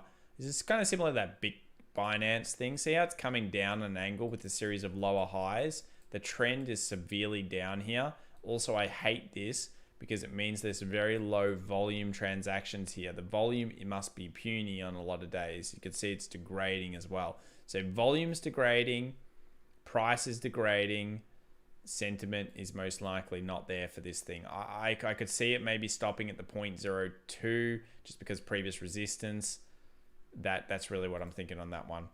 All right, pre-market 119.820. Everything's looking okay. Nico says, I love how proud you look at the intro every day. It's true. I've let the worst graphics designer ever. I just found it like good. I thought I've done such a great job here. That's true. I am pretty proud of it. If the market, I don't know why. If the market doesn't regain its 15-minute 50, I'm going to keep selling, says Kevin. Okay. Be careful there. Remember, it could just be a squeeze on those calls, getting rid of all of these retail traders, all of us, stuffing us over into the open. GME squeeze will go to $1 bazillion, says Anchen. What do you think about AEHL, FinTech, and BTC play? Thinking about holding it over the weekend. Would love to see your take on this BTC play. BTC, I'm not actually sure statistically whether BTC has better weekends, and I'm not sure what AEHL is. ADA, we've looked at a lot of times. Did ADA just crack through hard? It did too. I see. Nice. 1.12, moving up. You guys liking the ADA. The hype was real for ADA over the last couple of days, it seems. So 5 minute here. Little declining trend line. Let's see if we can close above that. We'll leave that chart there. We do need to focus on these coming in. Donation is, can you look at Live Dad Life, $5. Can you look at NRGU oil? Okay, we'll do that quickly. NRGU, thanks so much for the donations. Oil. What is this? Oil index 3x leveraged. Whew. Look at that. Live Dad Life likes to live seriously bloody dangerous with the contango effect. How's this thing not dead when the contango comes through? 3x leveraged oil. Okay, so I can tell you exactly what I think about this. Look at the oil price and think about the risk reward. Oil's about to hit previous resistances, okay? You got 65, 65, and 65 is about to be reached potentially. It's also extending away from the 20 moving average that it's bounced off quite a lot of times. I don't find the risk reward at this point in oil tangible. Like, I'm not excited about it. We bought oil here. We bought oil through this point here last year when we were analyzing it together. These are oil good buy zones. All good buy zones. This is just not worth the risk reward. And you're trading a 3x leverage contract. You better be sure you like it. 5 minutes into the open, not long now. Mark White, Canadian, $5. SPX, NDX versus US 100, 500 futures for determining support levels or key levels to look at. There is no question SPX, NDX, Mark White. Never, I repeat, never use the futures contracts as your big lines of support and resistance. It doesn't matter what happened during the futures trade. It only matters what happens during the real market and the evil Wall Street people's volume. When they're trading, they're manipulating, and they're setting it up correctly. The futures can be faked, they're crap, they trade through low volume, they're manipulated a little bit. Look at the Wall Street evil SPX and NDX areas. Extreme Hobbyist, thanks so much, man. Diamond Hands community is growing by the day. Thanks so much, Extreme Hobbyist. 4 minutes away from the open. Bitcoin actually a strong recovery here. ADA is 1.12. XRP even slightly moving up, 4.43. ETH now 1501. We were seeing strong ETH buy zones earlier in the stream. Bitcoin 46,700, as I said there. So decent recovery. Thanks again to Extreme Hobbyist. Appreciate joining the Diamond Hands. Bought Litecoin, says Grand Hardy. Litecoin often rolls after, as we know, after the other coins start moving. Quick check at the pre-market here. CCIV up 3106. GameStop up 7.88. Tilray now up 2.24. Afria 2.20. What else have we got? Where is the Palantir? Palantir up 0.83. So it's starting to struggle a little bit, but it's right around that pre-ARC purchase area. Screener in general, the big caps, what's going on? Etsy is a standout. What an amazing return here for Etsy. 12.41%. Zscaler just smoking it. A lot of fin tweet people liking this one. 9.24. Kind of wish I had some. 9.24 is not bad. Tesla is now up 2%. 3 minutes away from open. Twilio also good. All of the quality ones coming back. CrowdStrike, one of my favorites. All nice, good. S&P, we'll dial that in. Right to the resistance line of that 38.48. Usually should use SPX NDX. That was a great donation there. Extreme Hobbyist says, thank you, Tom. Awesome analysis. Agreed. Move to the States. I probably should move to the States. Too bad I bought expensive housing in Australia, hey? Over here, everything's too expensive. Aussie Craig says, Tom's a Mexican, mate, from Melbourne. I'm not a Mexican, but I am from Melbourne, that's for sure. All right, guys, we are close. We are very close. Literally 1 minute and something until we find out what's going on here. We see the pre-market moving. The Robinhooders aren't in yet on these stocks. The first 30 minutes is all that really matters for sentiment. Sentiment. We drove through the GME price targets and the AMC ones before. Of course, AMC will probably run with GME. GME's sentiment targets are we need to get back up and you need to go back towards that 158, 160 zone. That will then make it kind of similar to what happened last time, and then the aftermarket might hit huge, but the first half an hour will matter. Check Toronto real estate, Kevin. Oh, I'm very well aware of Toronto real estate. Here we go. Let's get our little bell ready. 30 seconds to go, guys. Hype music. We can't play hype music again. We're literally opening up. But it's all right. I'm hyped anyway. 15 seconds. Here we go. This is the open. Woohoo. 46.77 on Bitcoin. Oh, 6 seconds. When do you sleep? Not many hours, Mary. All right, we're open. The bell is on. Oh, yeah, that bell just kind of almost deafens me each time. 116 on GME on the open here, up 5%. Quick shorting coming through the S&P, a couple of points off the dirty rat scalp zone. 38.48 is certainly the little rat scalp zone for a couple of points. They've done it a couple of times. Let's now move over to the SPX since we don't care about the US futures that much. Let's take a look at everything that's gone on the SPX. So it's been a series of lower highs coming through here. Will this day be red or green? 121 now on GME. This is pretty good. 122. AMC moving to 838. Tesla moving up to 700, testing the resistance, probably selling pressure that will be at 700. Can Tesla get through that quickly? US 100, 12,969. Let's have a quick look around the futures, even though I know I'll keep it here. It's going crazy. Etsy did open up huge. Is this frozen on me? Percentage change. Zscaler just coming out crazy. What the hell? Is Zscaler like 14% then? Why is this not working? Zscaler coming up to 14%, 223. Nice. Well done to guys in that one. Woo! That's hot. All right. On these, we have GameStop up 16%. 126. Churchill Capital 12.47%, 31.29. Will we go instantly into a halt? 129.96 here now. People are buying it. Robinhood is coming out, it seems. 847. A little bit of resistance here. Let's clear those for AMC. We'll zoom in here. Tesla cracks the 700, at least initially. What's this? US 100, just under 13,000 right now. 12,969. That's a 200-point turnaround from the low of the futures. 134 GME. So it is moving, guys. It is moving. If you're enjoying the stream, please make sure to subscribe. Of course, give us a like. Helps us boost it and everything. Do appreciate everyone's work today. It's been amazing. 705, Tesla, AMC 842, 129. So 133. I don't even know why it stopped there.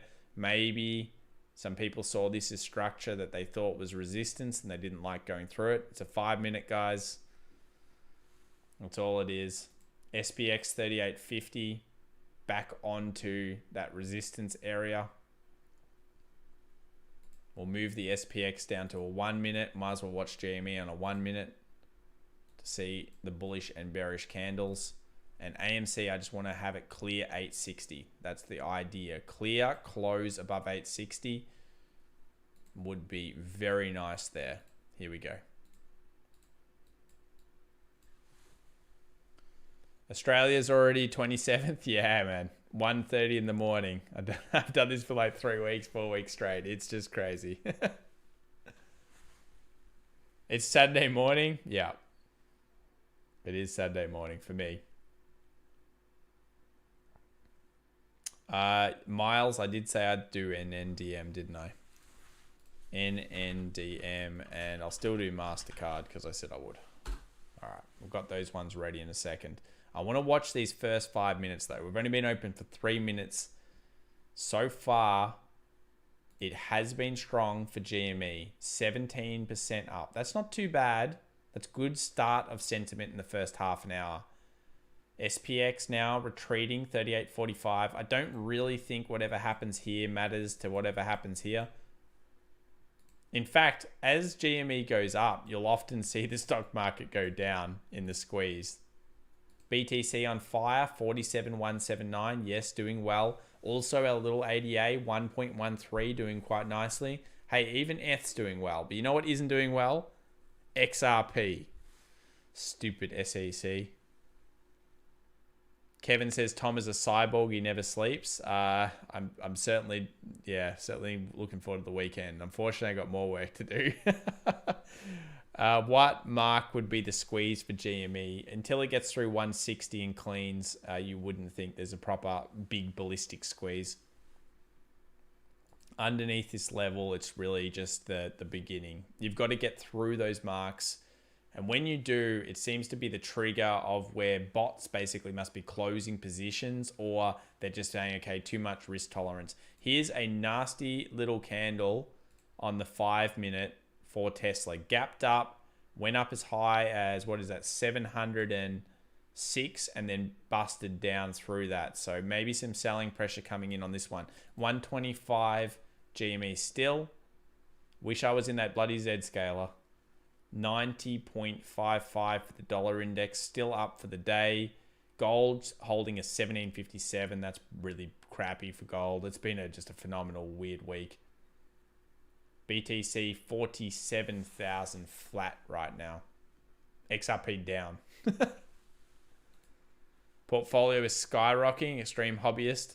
Do you have I assume you've got Z scaler because that's just so good. ETH popping off too. Yeah, it's nice across the board. ETH was a great support. You do not want that broken through the weekend. Tesla is dropping now. AMC struggled with that resistance.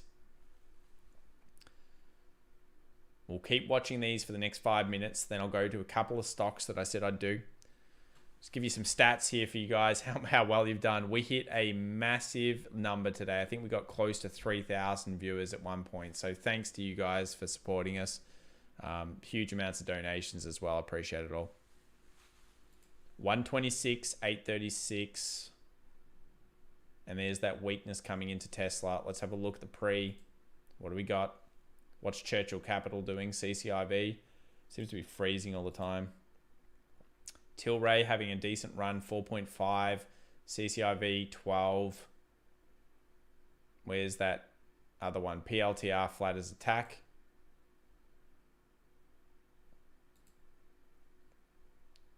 Etsy and Scalar. Now Etsy's overtaken it at 16% up. They like that report. Salesforce is the crappiest stock of the day. I don't know why. But anyway, that's valuations for you. Can we look at Sundial? I'll put it in this right-hand corner. So there's Sundial, 5.96%. Base 136. I'll tell you, you know I hate this stock. I know you guys trade it, but be so careful on this one. Just like AMC, or AMC has fundamental value. This has some base value.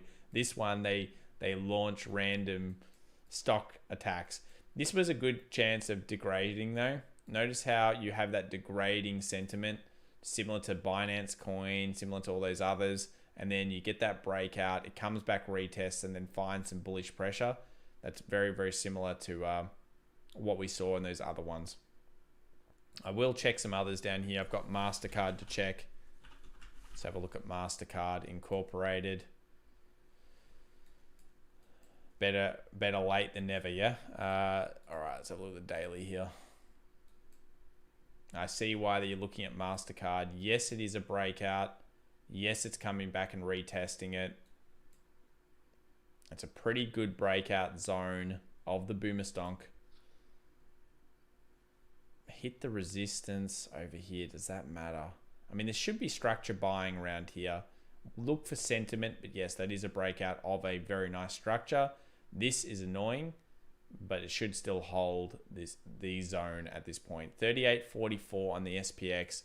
Let's move up on AMC, hopefully. 126 now on the GME. Don't know why that's not tagged. Let me just quickly tag it for you. There you go. Now you can see it. PLTR 1.57. Tilray 4.65. Gold still struggling. Let's read some room here. Volume way down. Yeah, volume is certainly down. Dow Jones is going down. Okay. I bought some UVXY yesterday at 9. All right. Good work, Bloodmouth McGrath. Should have sold UVXY at 1040, Vet Betting says. QQQ mooning.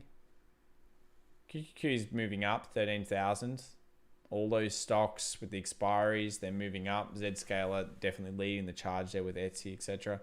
VIX 27.6 is declined 4.4%. Still early days in the market. ADA is the ETH killer, Satoshi Doshi said. Well, Satoshi Doshi, you must know because you got that name.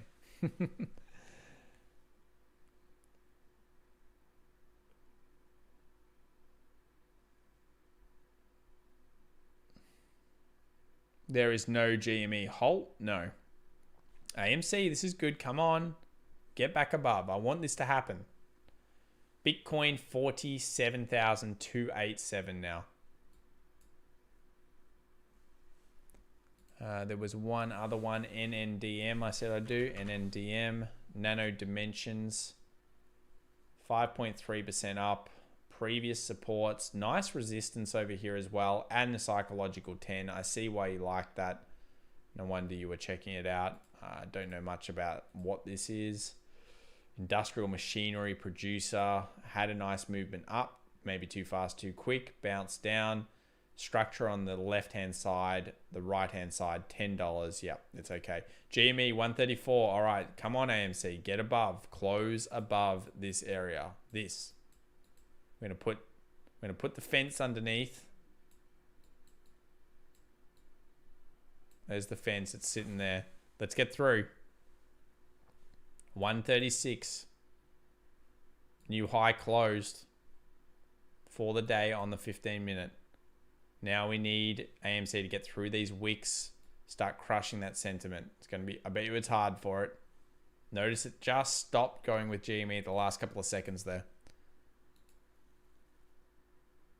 What's the bottom in Torch? I'm not sure what that is. Satoshi Doshi says great channel. Is that because I shout you out there, Satoshi? Al Snapitan 857 for AMC. Yep. Miles, did I do your one? I can't remember, Miles, man. Tesla 700 again. Yeah, we'll go back over to Tesla now. Load Tesla into the 5-minute charts and watch them. We're just basically watching a few of these into the into the market itself. I do want to see this AMC go through for you though. SPX really not doing much, basically trading a 5-10 point range. It's all been led by tech. Tech now under 13,000 on the US 100 or right around it. ADA 1.13. ETH doing okay with a 2% increase. Tesla now under 700 again. And AMC hovering the zone. GME's popping. It's giving it a shot. NNDM. Okay, Miles, yeah. Hopefully you got that 10. It's not too bad.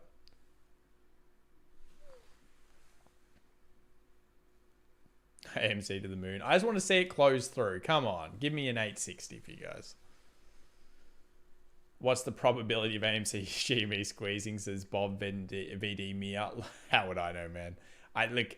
You don't 100% know anything. When this started last time, you could say, oh, statistically, well, it happened last time. It did this. It's the same. So it's going to do it again. There's hype back in it. There's people holding it, trying to get out, and people joining in on the cruise. So I'm sure there's more chance than there was a few weeks ago. 867. Come on. Let's see this. We'll go for 5 minutes. 143. So let's get a 5-minute close above here. This is good. 137 on GME now. 137. Maybe get a new 1-minute close high. This is a 5-minute down the bottom left. Tesla 693. What's happening with energy today? All down. Oil's just kind of like floating in the zone, isn't it? Al Stamperton says, look for a bump for AMC at 3 p.m. EST. People are buying then too. Vetting says, GME is going to need 5G on the moon. Buy knock next as they are putting a 5G satellite in orbit. Here we go. It's cleaning that zone. 882 for AMC. We're now up 6.62% there. 26% up on GME as well. 138.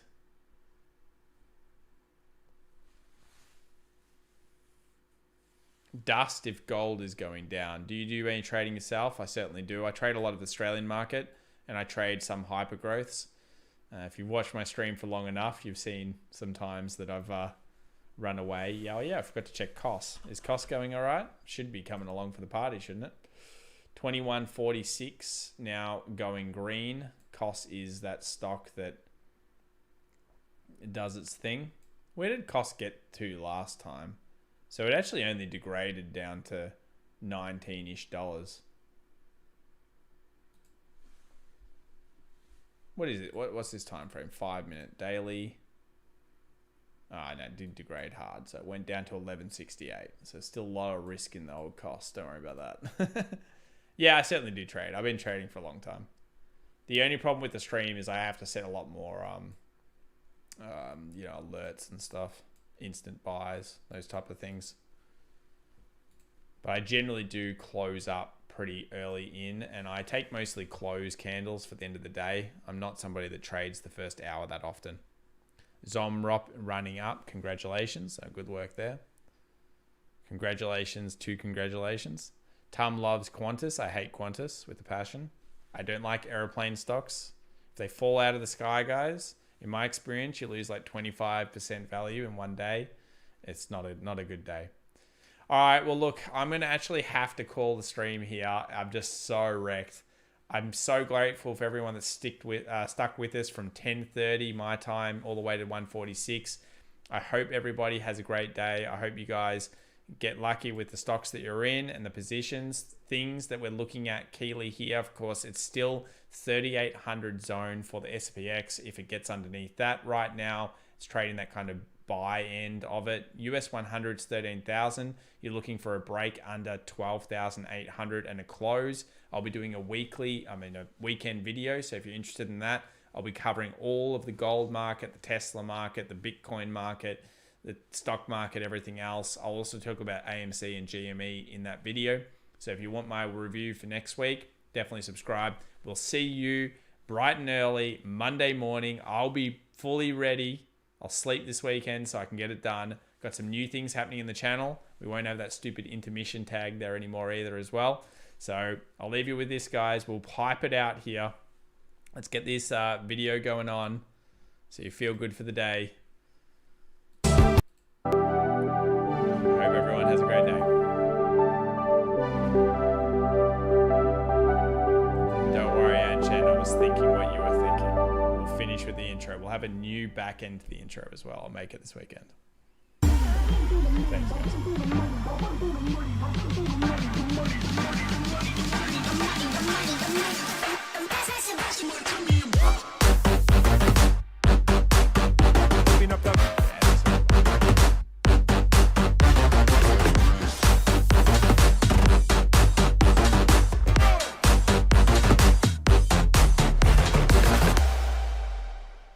All right, peace out, guys. Have a great way. Bye.